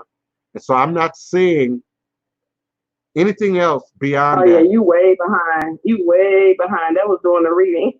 Yeah, that was a long way back. It's at least 100 comments. You know, so if there I are have a question. go ahead. Okay, so we've talked about tantric sex before, but can you have sex magic by yourself? Oh yeah. And in a way, any kind of sexual activity, even by yourself, is a form of magic. And particularly because you are using your imagination. How many times have I said there's a thin line between the spirit realm and your imagination? Think of it this way. This might be a little bit more practical, and you might get this. A musician, a painter, a sculptor has a hunk of clay that's just gray and void and without shape and without color. And so when you close your eyes, the darkness, when you close your eyes in meditation, when you close your eyes and to go into sleep, there's a relative darkness. And I say relative because it's changes depending on what kind of light you're in. If you're in the sunlight, you know, some people can see through their eyelids to some degree, can see your blood veins. So I say relative. It's relative darkness. But then you go into that spirit realm of imagination, of creativity, of seeing and creating, first in the spirit realm, and then bringing that out in sheet music, or bringing that out in your sculpture, or bringing that out in your painting, or bringing that out in your spoken word or your poetry. So I see that as an act of magic. I see that as an act of spiritual ritual, and going into the spirit realm and bringing that energy out, and then making it visible to us, or making it audible to us in some kind of real, tangible way. Particularly art, music that affects how you feel, that creates anger, or creates fear, or creates love, or creates emotion. So your creative mind is literally your gateway into the spirit realm.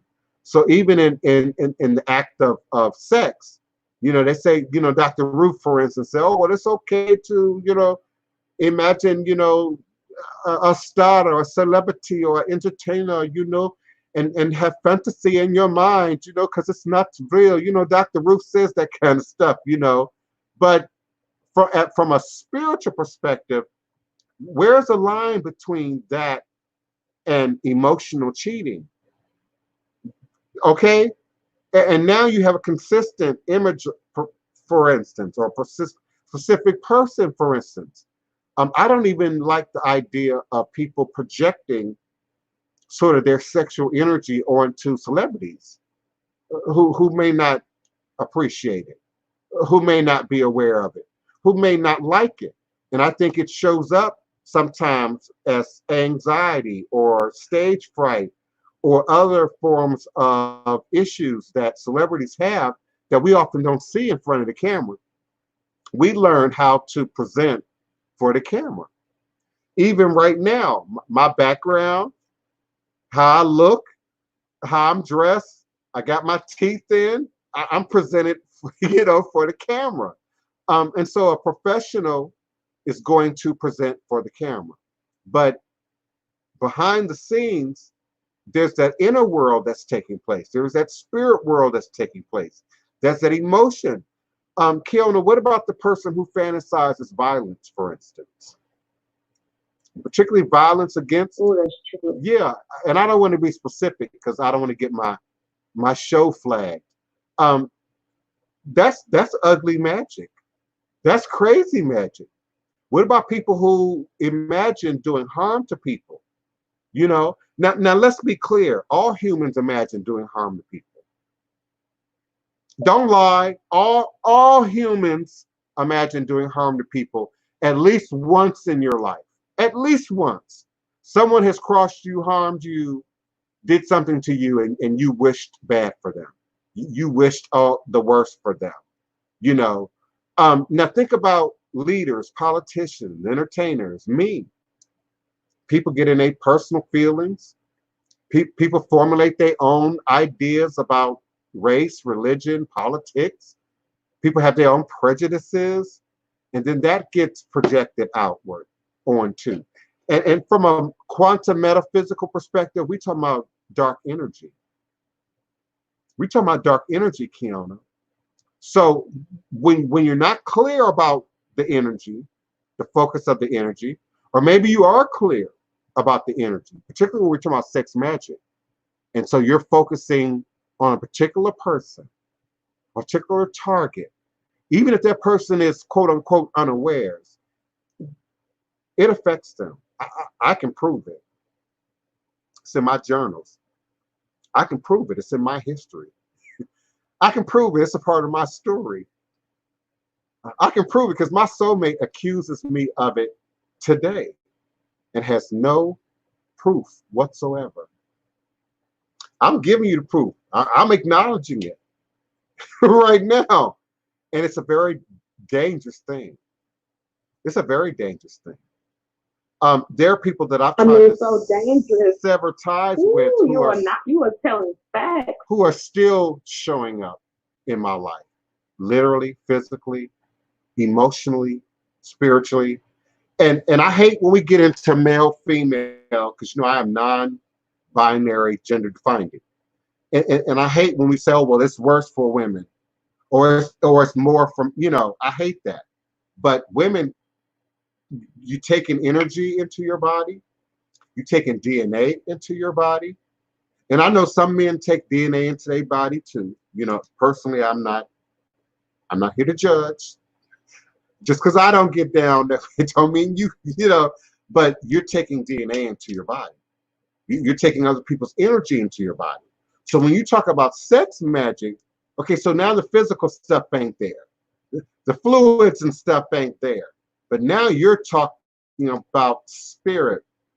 The spirit realm is more real, more tangible, more evident, more effectageous, more available, more powerful than anything we can imagine in the physical. Slap me, I slap you back. Hate me, I can't do nothing with that. Can't do nothing with that. I can't affect how you feel, whether you love me, hate me, can't affect that. And it's an illusion that we think that we can. Okay? But sex magic, you know, there's a little witchcraft in sex magic, particularly if the target, again, is not volunteering, willing, aware, conscious of it. You know, where do we draw the line? And that's a question that I throw out every day in some fashion. Where do we draw the line? Is it all magic boxes? Is it all sex magic? Is it all dark magic? Is it all about controlling and manipulating? Is it all about dominance? Is it all about world power and control? Where do we draw the line? And is there a line, really? If everything's spirit is more real, more tangible, more evident than anything we can envision physically. Now, even the magical book says that if you gaze upon a person in lust, you've already violated that person and yourself without ever actually going through with the act. So for you religious folk, what I'm saying got religious implications. All of your books repeat back what the Voodoo say. Okay. And so, yeah, if you're projecting sex magic even by yourself, now there's another form, tantric, that's about kundalini. That's not about projecting your sexual energy out into the world, but conserving that energy for higher levels of power, higher levels of consciousness. Just like fasting, higher levels of awareness. People who are in Voodoo Mirage, Dumbala, can't have sex on certain days, even if you marry. Because your body, temple, is therefore dedicated to the Loa for sacred reasons, for a sacred season, in sacred time periods.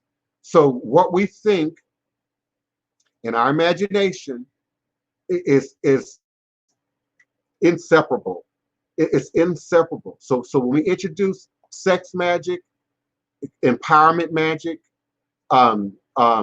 cosmetic magic, career magic, I like magic.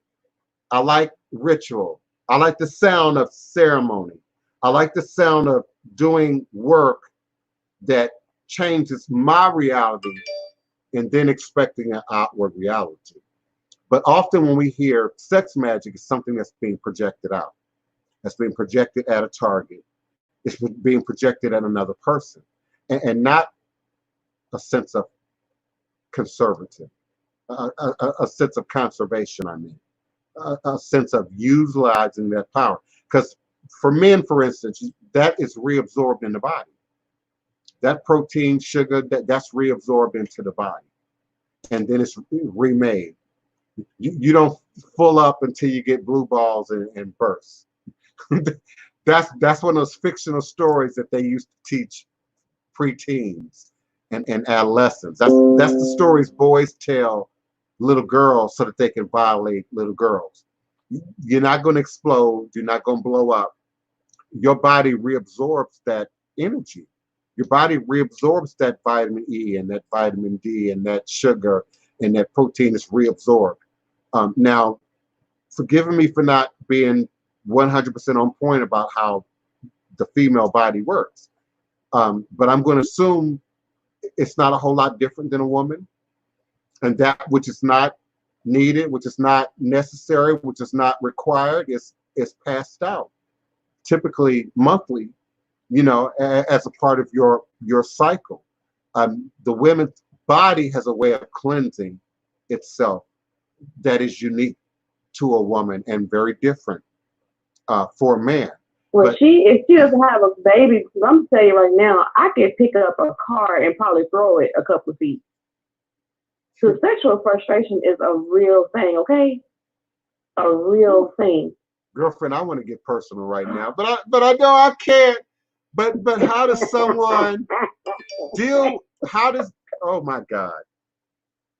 I don't even know how to go at that without getting to your business. But how? And how do you then share space with someone who might also? Oh, I'm not interested. No, you're not hearing my question. That's exactly the point. Okay. That is exactly the point of my question. So you're frustrated, and you might be, hypothetically, let's say you're sharing a space with somebody else who's also sexually frustrated, but they want you to be the target. How do you navigate that? And how do you know sex magic ain't being projected at you? How do you know your heightened energy ain't being encouraged by who you're sharing a space with? Because remember now, if women live together, don't your menstrual cycle sync up?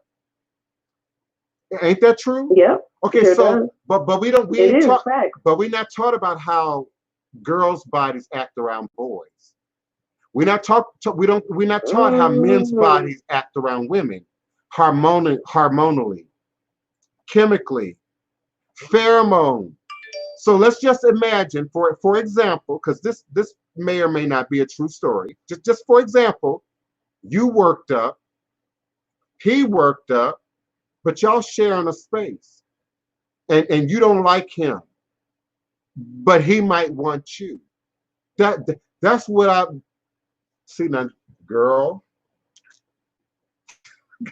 Listen, we keep it real around here. You know we don't play no games. Hey, because I'm gonna tell you right now, I feel like what was it, the Jolly Green Giant when he used to come down off that beanstalk?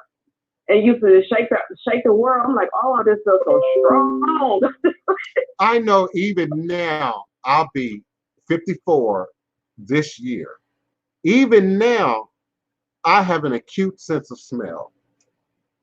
I can smell prepubescent. I can smell horny on a 30-year-old man, on a 40-year-old woman. You know, we typically don't pay attention to our animal nature. We typically don't pay attention to, you know, now you might catch that burning biscuits in the oven, but how astute are you that your child is smoking weed in the room and you don't know it? How astute are you that your child or your teenager is having sex in your house and you don't know it? Now, remember the movie, what was it? Friday After Next? Which version? The one where Mama was supposed to have been going to church. The first one, Mama was supposed to have been going to church, but then she came back and she smelled sex in the air. So why wouldn't there be a hormonal exchange? That was Boys in the Hood. That was Boys in the Hood. That's right. No.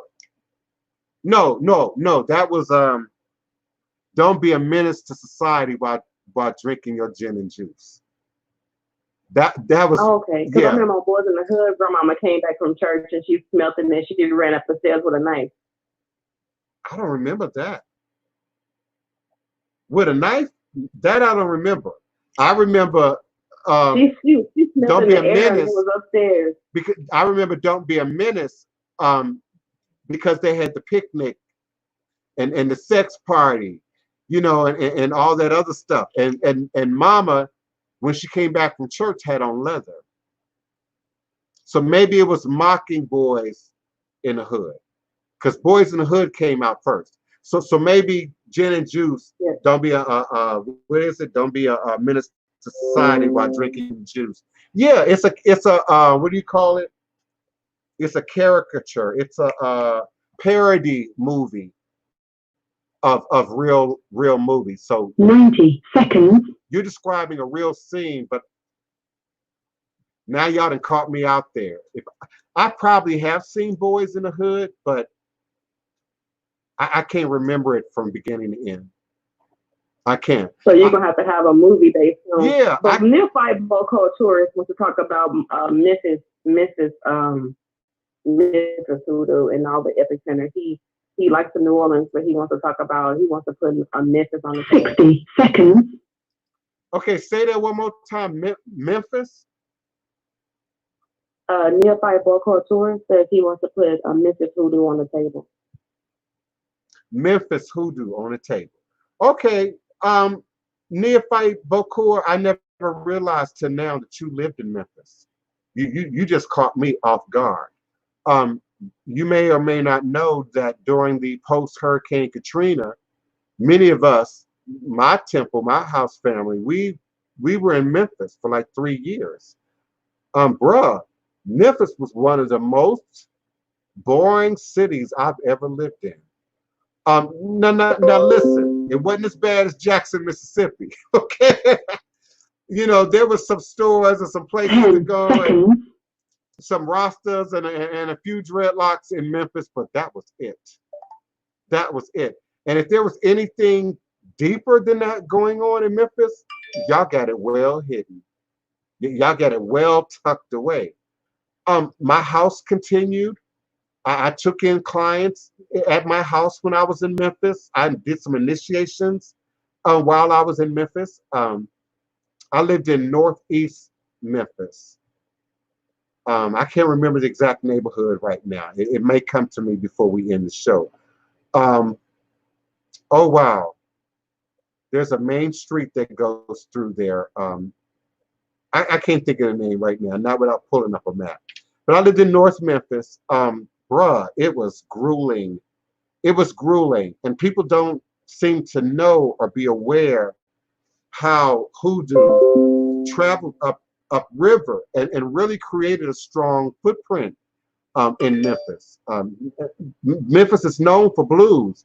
And how do you recognize the blues and not recognize, the Hoodoo that often travels with the blues. There, even on Bill Street, there's a store there. It's like a general store. It may, I don't even know if it's still open. It might be a tourist trap now. But there's like a general store, and they sold everything there from hardwares, housewares, tourist stuff, you know, stickers and magnets. And this store had a huge hoodoo section when we first went to Memphis. In fact, they started selling off a great deal of their inventory while we were still in Memphis, and I started buying it. In fact, some of these powders that I burned during the show came from out of that store on Bill Street. These old school incense powders came out of that store. My High John came out of that store. My Low John came out of that store. So he sold off all the hoodoo stuff that he had. So I don't know if the store is even still open and now just sells t-shirts and touristy stuff and candy. They had old school candy in there, caramel and cotton candy. And I mean, all kind of like Mary Jane, just old school candy. But he got rid of the hoodoo section 2008 is when he eventually sold off all the hoodoo stuff and closed that section of the store. And I even then thought it was unfortunate nail in the history of hoodoo in Memphis, which is still, in my opinion, not greatly well known, not greatly discussed, not greatly documented, if you will. So it'll be a great rush, a great leap right now for a biographer or archaeologist, a genealogist, a storyteller to go through and document the hoodoo footprint in Memphis. And indeed, it's there. I actually got family from the Broomfield side of my family that lived in Memphis. We didn't even meet the 3 years that I was there. We talked on the phone, but I couldn't get them to come to my house, okay, because of the voodoo. Because of the voodoo, they're Jehovah's Witness and sanctified and all that kind of good stuff, and they weren't coming to my house. One of them used the fact that I, you know, indulge every now and again as a reason why they didn't come over. But y'all know that was some BS. Y'all know that was some BS. It was the voodoo. And there has been, really since the 1800s, a great divide in my family, particularly on the Broomfield side of my family as it relates to hoodoo, voodoo, conjure, root work, religion. That's why so many of you now are so religious and were raised in such religiosity as a sort of a rebuke of this history, this tradition that I now stand on, that I now have my very being. Can y'all see the screen, Keona? You see how you can't see the comments? It's a blur. It's not on our end. It's clear. Oh, okay, because I'm seeing Keisha and Raina Love at the same time on my end, and their comments are blurred. Yeah, that's what I meant when I say things are moving so slow. By the time it wakes up again, it'll be 10 more new comments, which I appreciate. You all staying active. Hey, Kimberly McTowell. Dark Soul Jua, thank you so much. Yes, indeed. Yes, indeed. Divine self-healing. Yeah. Oh, wow. Yeah, she's talking about parody. So it's way behind the conversation. So if I'm missing anything, Keona, I just need you to read it out for me. Because otherwise... Yeah, and probably Boko is the last comment. Yeah, I can't see him at all yet. I see... Yeah, it is proliferating itself again. Speaking of the Memphis hoodoo, now here's my problem, and you already know where I'm getting ready to go. How many people, 50 and over, are part of that reemergence of the Memphis hoodoo? How many of those people are actually passing down, repeating what their grandmother said, what their mama or daddy did as it relates to the practice?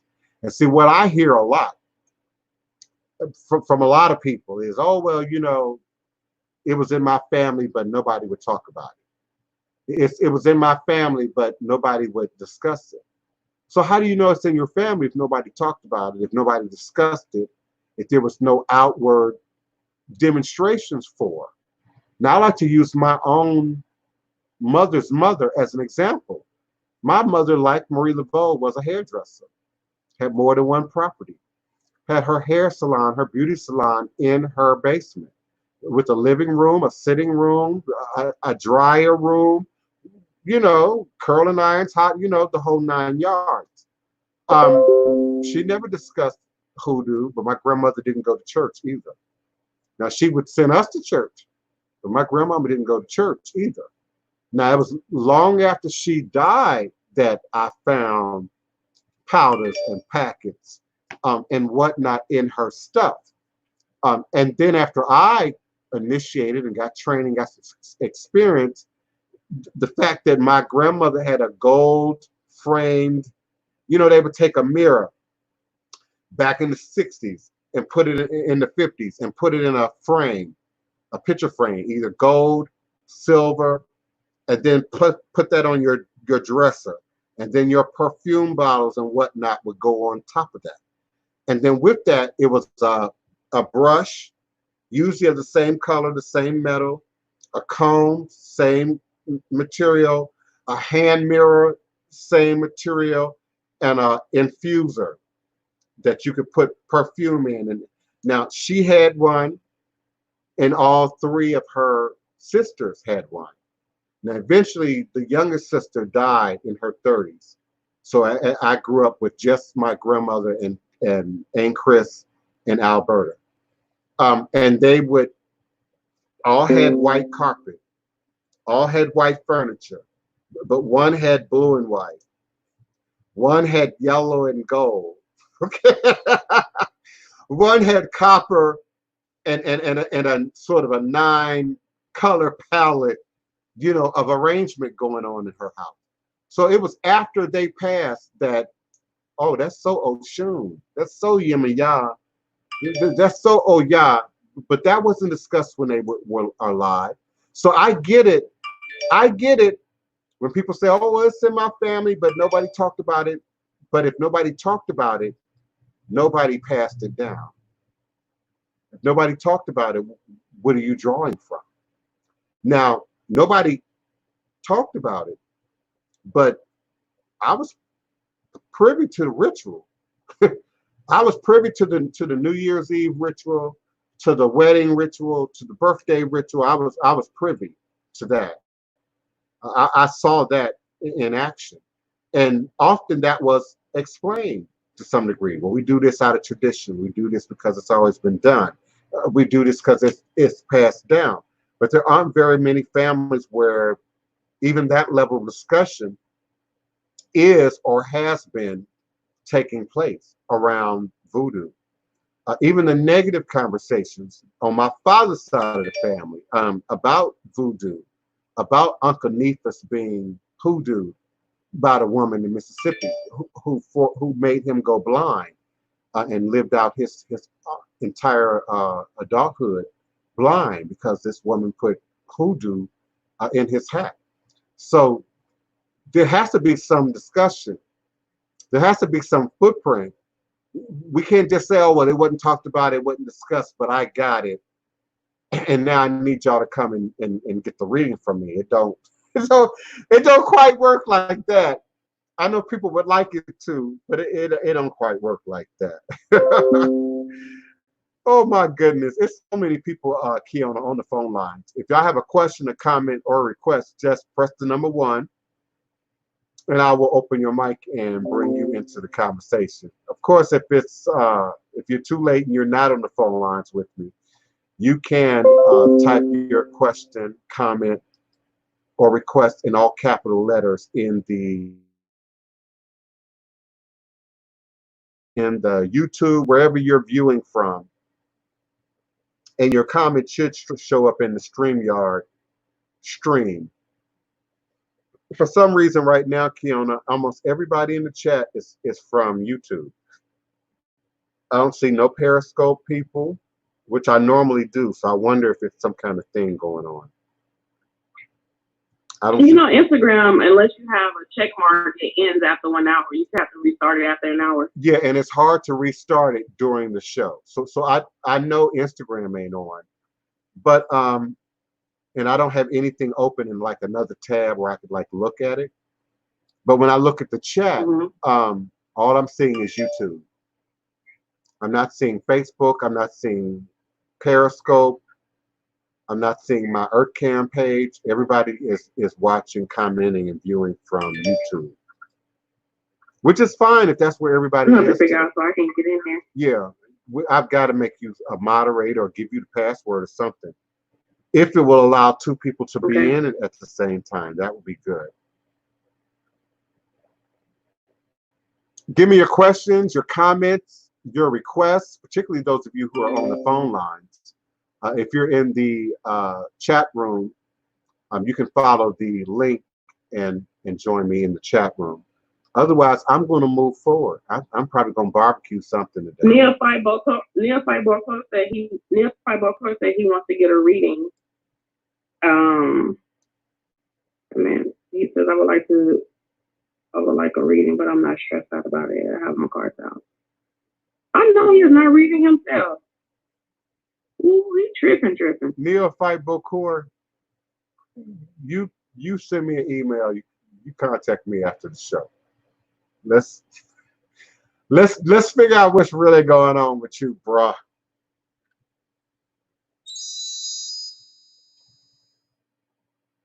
I see you. Are you talking about right now? I need y'all to clarify. See, listen, when y'all jump into the chat and say y'all want a reading, I'm assuming that you are acknowledging Keona and her post, whether y'all know it or not. That's how I keep Keona on the payroll. It's by y'all's participation. So if you're talking about a private reading, bruh, then that's different. Send me an email. Y'all don't see your name on. He's gonna click the link and go to video. He wants to go live. He's gonna click the link right now. Okay, but is he sending an offering and a donation to get a live on air reading? That's what we need to clarify. I don't do free readings on the show unless Spirit tell me to say something, and that's unsolicited by you. But if you're asking me to do a reading on the show, then protocol is an offering, is a donation. And we've agreed to $45. So I'm looking at my list. Right now, I'm not seeing a Neophyte Bokor. I see a Natasha, but I don't see a Neophyte Bokor. I see Miss Garcia, that's another day. I see Mr. Jackson, that's on another day. But so if he's talking about a reading now, he needs to get clear. He needs to get clear about it. And y'all know I'm getting hungry, and I'm probably going to end because y'all getting too quiet for me right now. Yeah, Neophyte Bokor, I see you on the screen, bro, but I think he's in the process of doing it right now. Oh, okay. Well, let's Hello, see can how you hear this me? works. Yeah, I can hear you. Okay, I was just trying to call in and be clear real quick. Like I was saying on the post that I would love to get a reading from you. That would be awesome. But I'm not necessarily stressed out about whether or not I get one right now. I've been reading or practicing divination for about 14 years.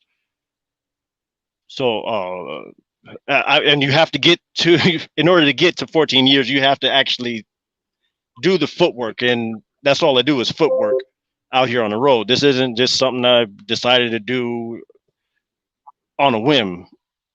I respect it. It took me about 3 years of just study and research before I even decided that I was capable of even reading an individual, let alone myself. So I've been doing it pretty much ever since. I don't do it for a paycheck. I don't do it for material gain. I really kind of do it and collect the benefit of the karma behind it, the positive energy that I get from helping out others that just so happen to see or get some sort of energy from me that I can possibly give them advice or something. So I don't just give it from myself. I read the cards. I go to my cards and pull them out, and I do my divination for them. Now, bro, you know I love you. I respect you. I'm allowing you to speak your piece. I don't agree.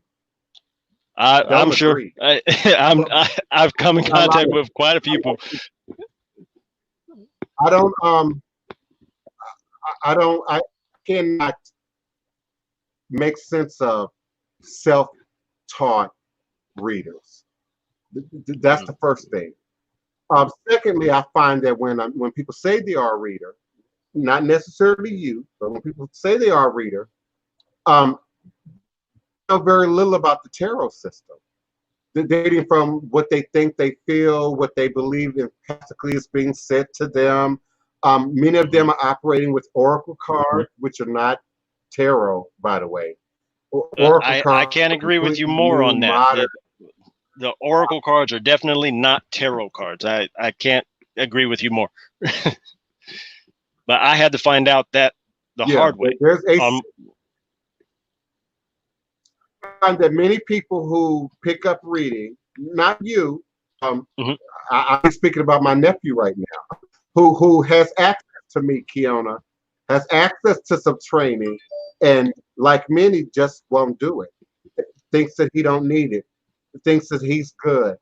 And often when I see him, he's on Instagram, tarot cards, a glass of wine, giving these free in-depth readings.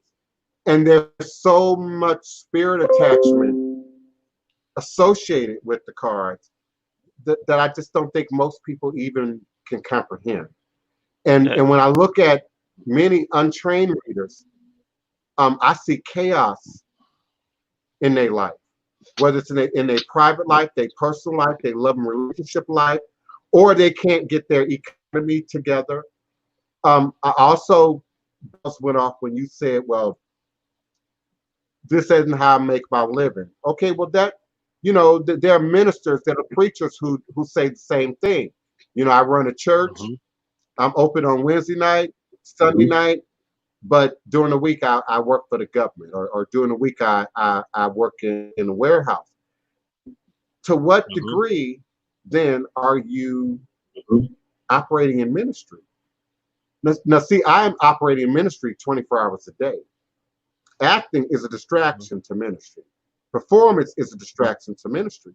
But you can't have ministry without economy. And so even when we look at gypsies and the whole gypsy culture and the cross my palm with the silver, there has to be some exchange of energy in the course of doing a reading, authentic reading and divination, between the reader and the client. And particularly if they're at a remote distance, then PayPal gets involved, social media gets involved, technology gets involved. And if you're a good reader, I applaud you. I just don't know that. That's all I'm saying. Yeah. I just don't know that.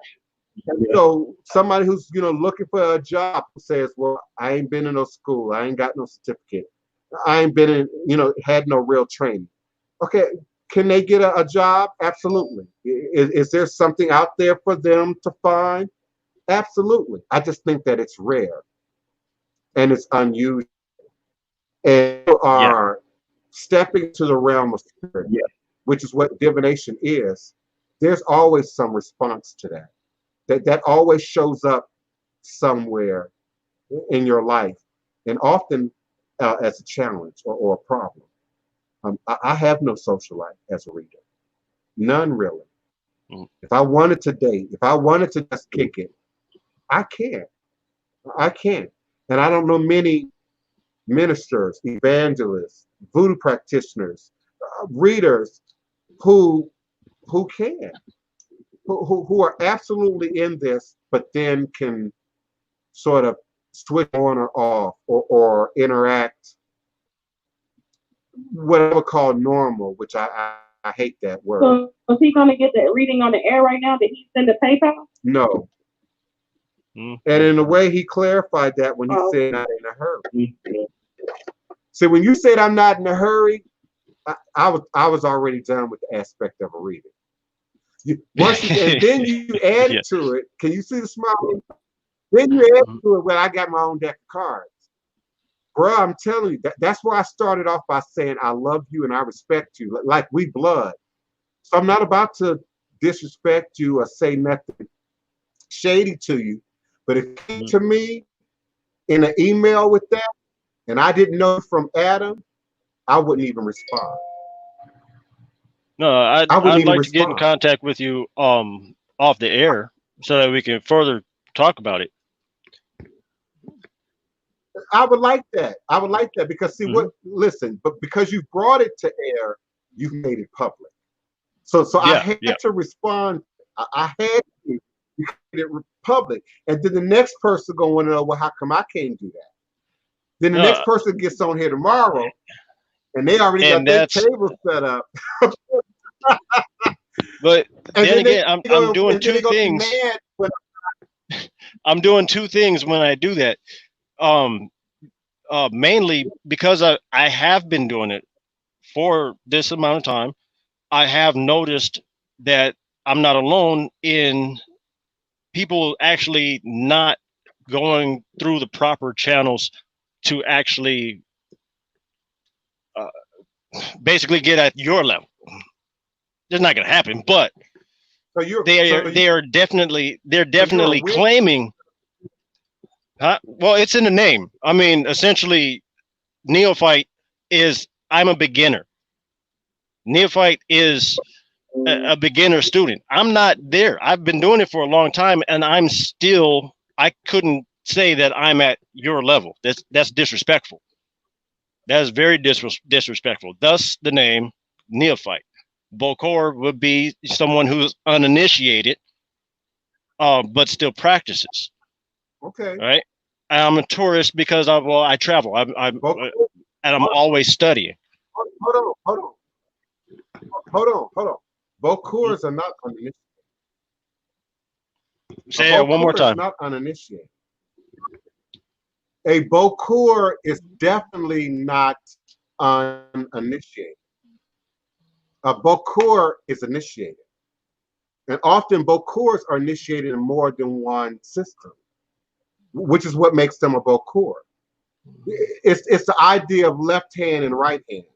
Yes, and yes. So the quote unquote you're practicing both. Right. So there's an implied notion. There's not just one initiation, but multiple initiations involved in becoming a Bokor. I mean, even at the basic level, you got to know medicinal herbs to be a Bokor. Yes. So you might say that's one discipline. Divination is a whole nother discipline. And so that's why I asked, are you a witch? What's your system? Where are you pulling your power from? And listen, I'm not trying to be combative. I think you get that. I think you're the best person, camera. I'm definitely taking I know notes. You can handle.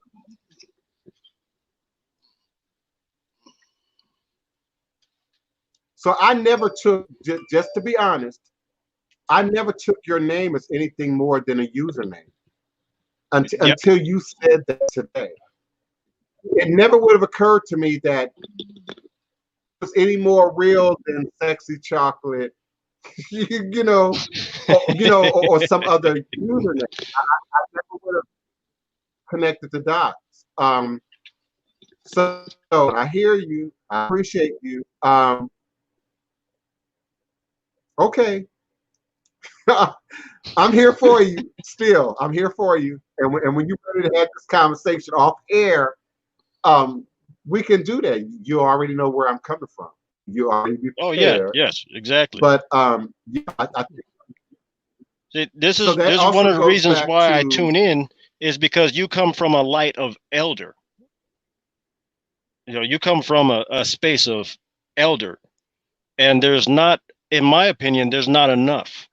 Now, I've already been doing this for a long time, and much too long to actually claim to be anything. I'm not initiated.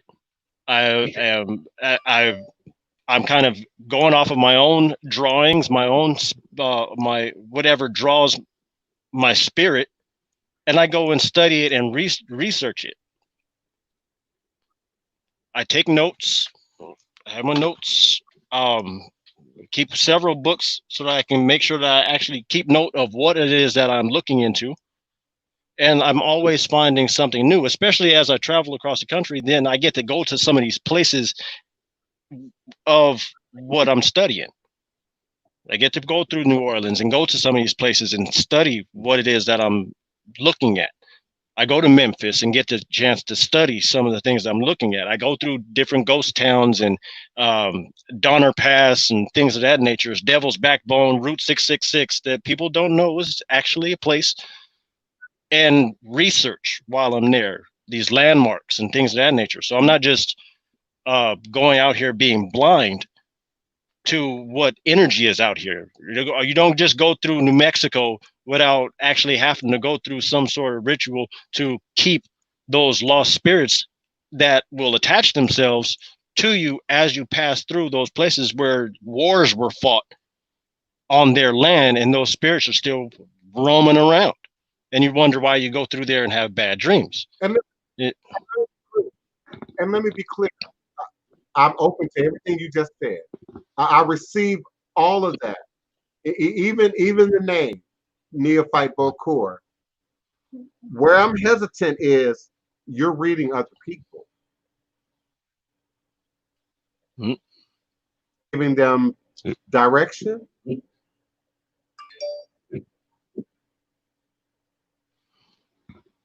From what system? Because see, if you tell me, well, I ain't got no system, I'm going to assume you still you pull it from Christianity.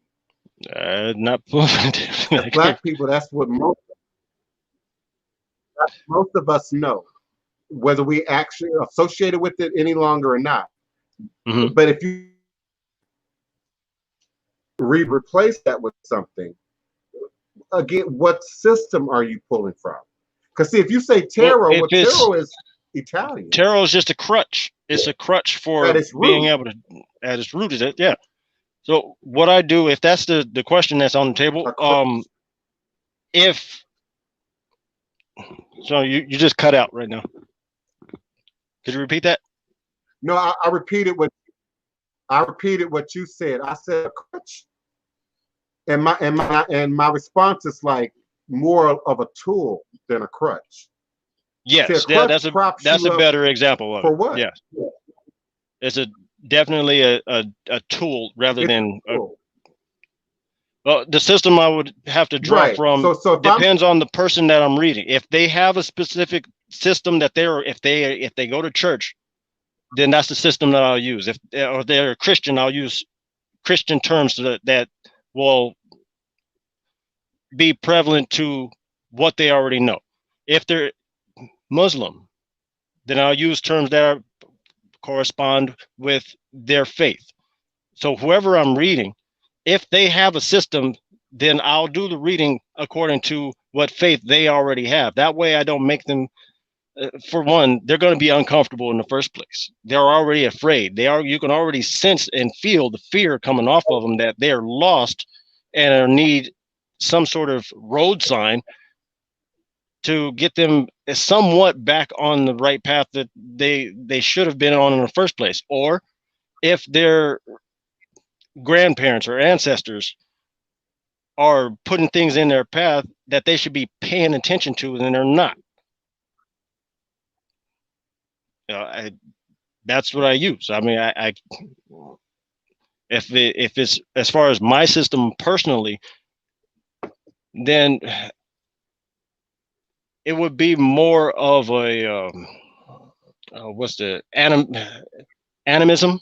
So you, so you, so you speak and read Arabic from the Quran directly. Yes, I pull my notes from one more time. No, I just asked. So you read and speak Arabic directly from the Quran because you see yourself as someone who's mastered the Bible. So I'm not understanding what you mean. I pull from whatever system they coming at me with. If you aren't familiar with the system they coming at you with, I'm coming at you with Voodoo. So you know how much you know about Voodoo. Bro, I'm not trying to challenge you. You made this a public thing. Yeah, yeah. Not me. That's the challenge. When you bring it to public, somebody's gonna bring those questions that are gonna challenge you. It's very similar, but it's very similar. If you've been listening to me, it's very similar to what I speak against almost every day. People going in, incorporating Hindu, incorporating Buddhism, incorporating Voodoo, but then saying I'm not really connected to those traditions. I'm just borrowing from them. I'm just reading people through them. I can't agree with that. Whether if you were white, I certainly couldn't agree with that. It's very akin to the environment that we live in. Instagram. Hey, I wouldn't bought a deck of cards yesterday. I'm a reader now. Come try me out. That's what it sounds like. So when I start asking those questions, which is what I would do in private, by the way, I would ask, what's your system? Who taught you? What lineage are we on in terms of tarot? And if the person couldn't respond, I wouldn't. I'm telling you, if I didn't know you, this conversation wouldn't be happening. This conversation wouldn't be happening. Believe me, I'm grateful. There's no worse email pet peeve for me than the email that starts out, I'm a witch. I've practiced it for 20 years. My life is stuff. This is going on. I need help with it. Listen, I have readings for people. I haven't gotten a reading since I had my last ETA. Since I had my last initiation. I don't get readings from people. Why? And when you're operating in your reading or in your sign or in your Voodoo, what's all the extra? You know, the extra is usually the crossroads. I got a problem or a block or a complication, and then that's the crossroads. And if that were the case for me, I'm calling on my elders. I'm calling on those within my system who precede me. My 70-year-old friends, my 80-year-old friends, those who've been doing it. I've got friends that are great readers. 20, 25, 30, they're not going to read me. And they wouldn't try. You know, that's just me. You know, that's the way I was taught. That's how I grew up in this. Some people call me old-fashioned. Some people say I'm traditional. But I'm very resistant to operating in the realm of spirit or medicine or law or ironwork no training. I ain't got no mentors. I don't have no people who showed me how this was done. Another example I wanted to give was about tarot being a tool as opposed to a crutch. And you agree with me, tool sounds good. So if I'm a baker, but I'm standing in the kitchen with a hacksaw, a little bit worried. or if I'm an auto mechanic, but I'm standing in the garage with an egg beater, wouldn't you be a little bit concerned about what's, so tarot what's is not getting ready to be transpiring from, here?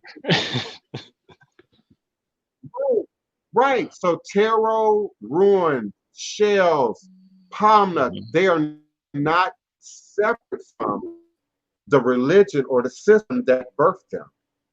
I Ching, for example, we treat I Ching as if it's our free, easy access divination. But how many people read I Ching understanding Buddhism at all? And it's steeped in Buddhism. So tarot, unfortunately, you didn't create it. You didn't make this problem. No. You didn't start this, but tarot has been subsidized probably more so than any other divination system on the planet. Yeah, and why people don't. I can attest to that because of the research and in the history that I've tracked down. That you are completely and 100% right. The bastardization of the tarot and from its originality is negligible from where it comes from. For one, half the people that are reading on the internet couldn't tell you one iota of the history of the tarot in the first place. And you got to know the history. You got to at least touch on the history, research, and figure that out before you can do anything. Before you can even move forward, you can't. You have to.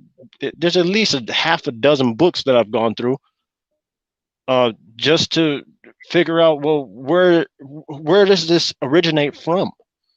You can't just jump on the internet to get it. You got to go to a library.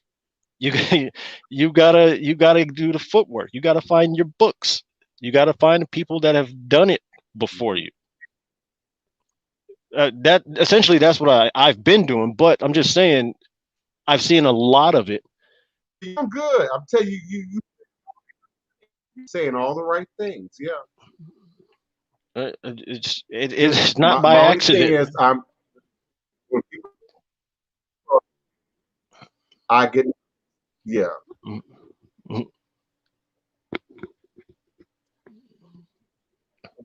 Go ahead.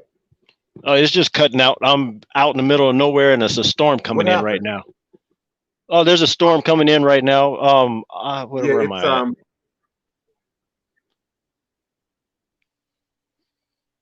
Let's see. I'm gonna work on my. Let me see if I can change. Yes, Keona. Keona was acknowledging your being transparent, and we all are very grateful for that. Like I said, the best person to call in with these kind of questions is you, because you and I have a connection. You ain't got to worry about me eating you alive on air, but also, but also, people need to hear these questions. People need to hear why things need to be done a certain way, why things don't make a whole lot of sense, and right. and not just get the idea that I'm just harping people all the time, and I'm not. But I've seen tarot go badly for too many people. No, and for some reason it can go south. It definitely can go south. Tarot's like it's like a roller coaster. If you ain't strapped in, you're gonna get left behind, and sometimes you don't want to be left behind in the middle of a loop.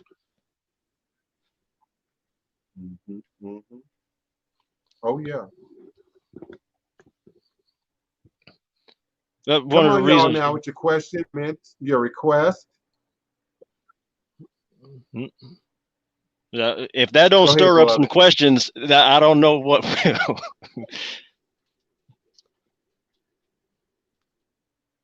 That ought to put a piss. fly in somebody's They gonna craw. They gonna make Keona mad. Keona hate when all sit in the room and don't say nothing and just be sitting and looking. And I understand. Mhm. I appreciate her for it. But Well, listen, I'm going to move forward. Okay. Go ahead. Oh, there's just one Go other ahead. Say what you're thing. going to. The conjure root workers that you find on the internet, the Instagram, YouTube pages, and whatnot, and the commercialized version of their, glitter butters and whatnot that they're putting out, where they're collecting money and dollar shavings and whatnot, and putting it into their jars and whatnot, their honey jars and things, without having the ritual behind it, and kind of discounting all of the ceremony that goes into respecting the elders that came up with the concept of the ritual in the first place. You're voiding the energy that goes into it, the science that goes into what it is that you're practicing. So you can't take why you're putting these different chemicals. Well, you're putting it in there because it gives off certain frequencies and vibrations. But you're voiding out the vibration of the ceremony too. You're kind of half-assing it and making it commercial and just trying to make $1 off of it. By all means, like you said before, make your money, but don't complain when the honey jar don't work. Or I mean, what did you waste your money on? What did you buy? Now you're buying products from Black people. Please, I can't stress that enough.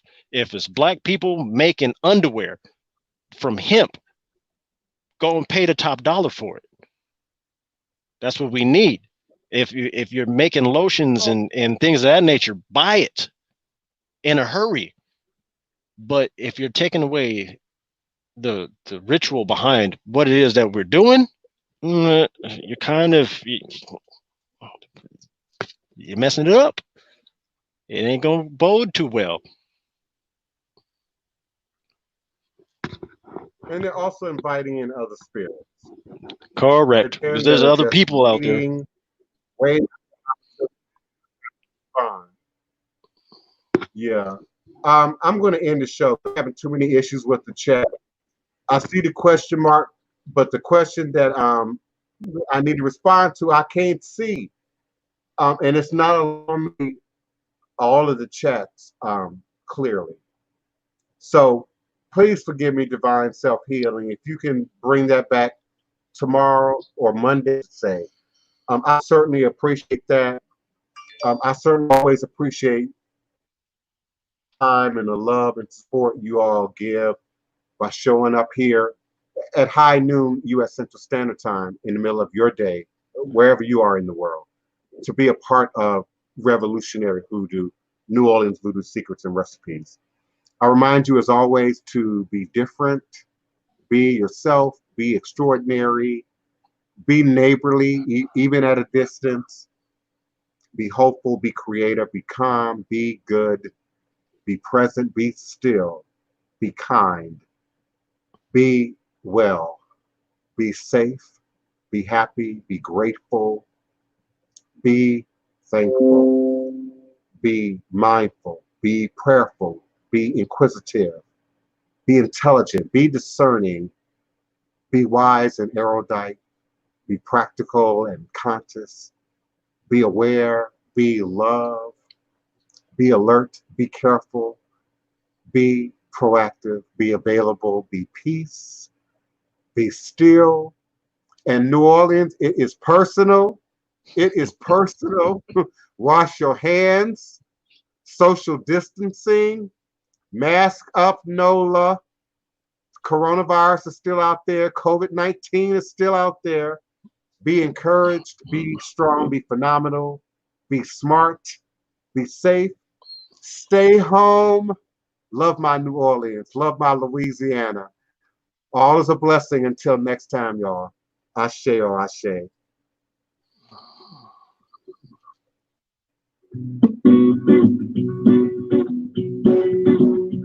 Thank you, Neophyte Bokur. Thank you, Keona D. Carter. Thank you, Divine Self-Healing. Dash of cayenne to the room. Thank you, everyone that I can't see right now in my chat. Gonna put on my Raina Love, green Neophyte Bokur, Hoodoo Occultism, Danielle Jackson. Who else? Don't care if it's ready. I can't see everybody's name, but thank you so much. Gone free. Keisha Smith, Kimberly Natal. Thank you. Thank you. All is a blessing. All is a blessing.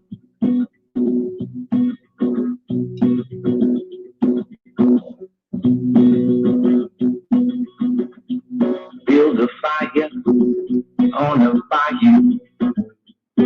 When the black cat scratched at 2 under a full moon that's blue. Chant the magic words will follow. A dash of cayenne to the room.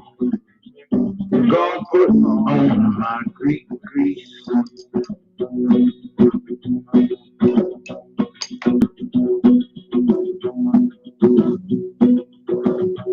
Black top hat, black suit too.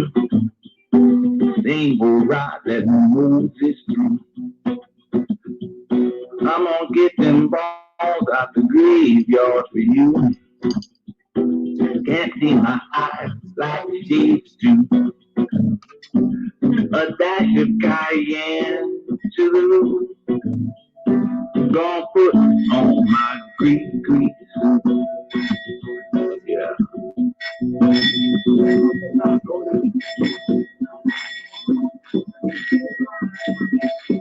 Black top hat, black suit too. Same ride that Moses through. I'm gonna get them balls out the graveyard for you. Can't see my eyes, black shades too. Going free at the old cemetery. Down on Claiborne where she's buried. A dash of cayenne to the roof. Gonna put on my grease. Yeah.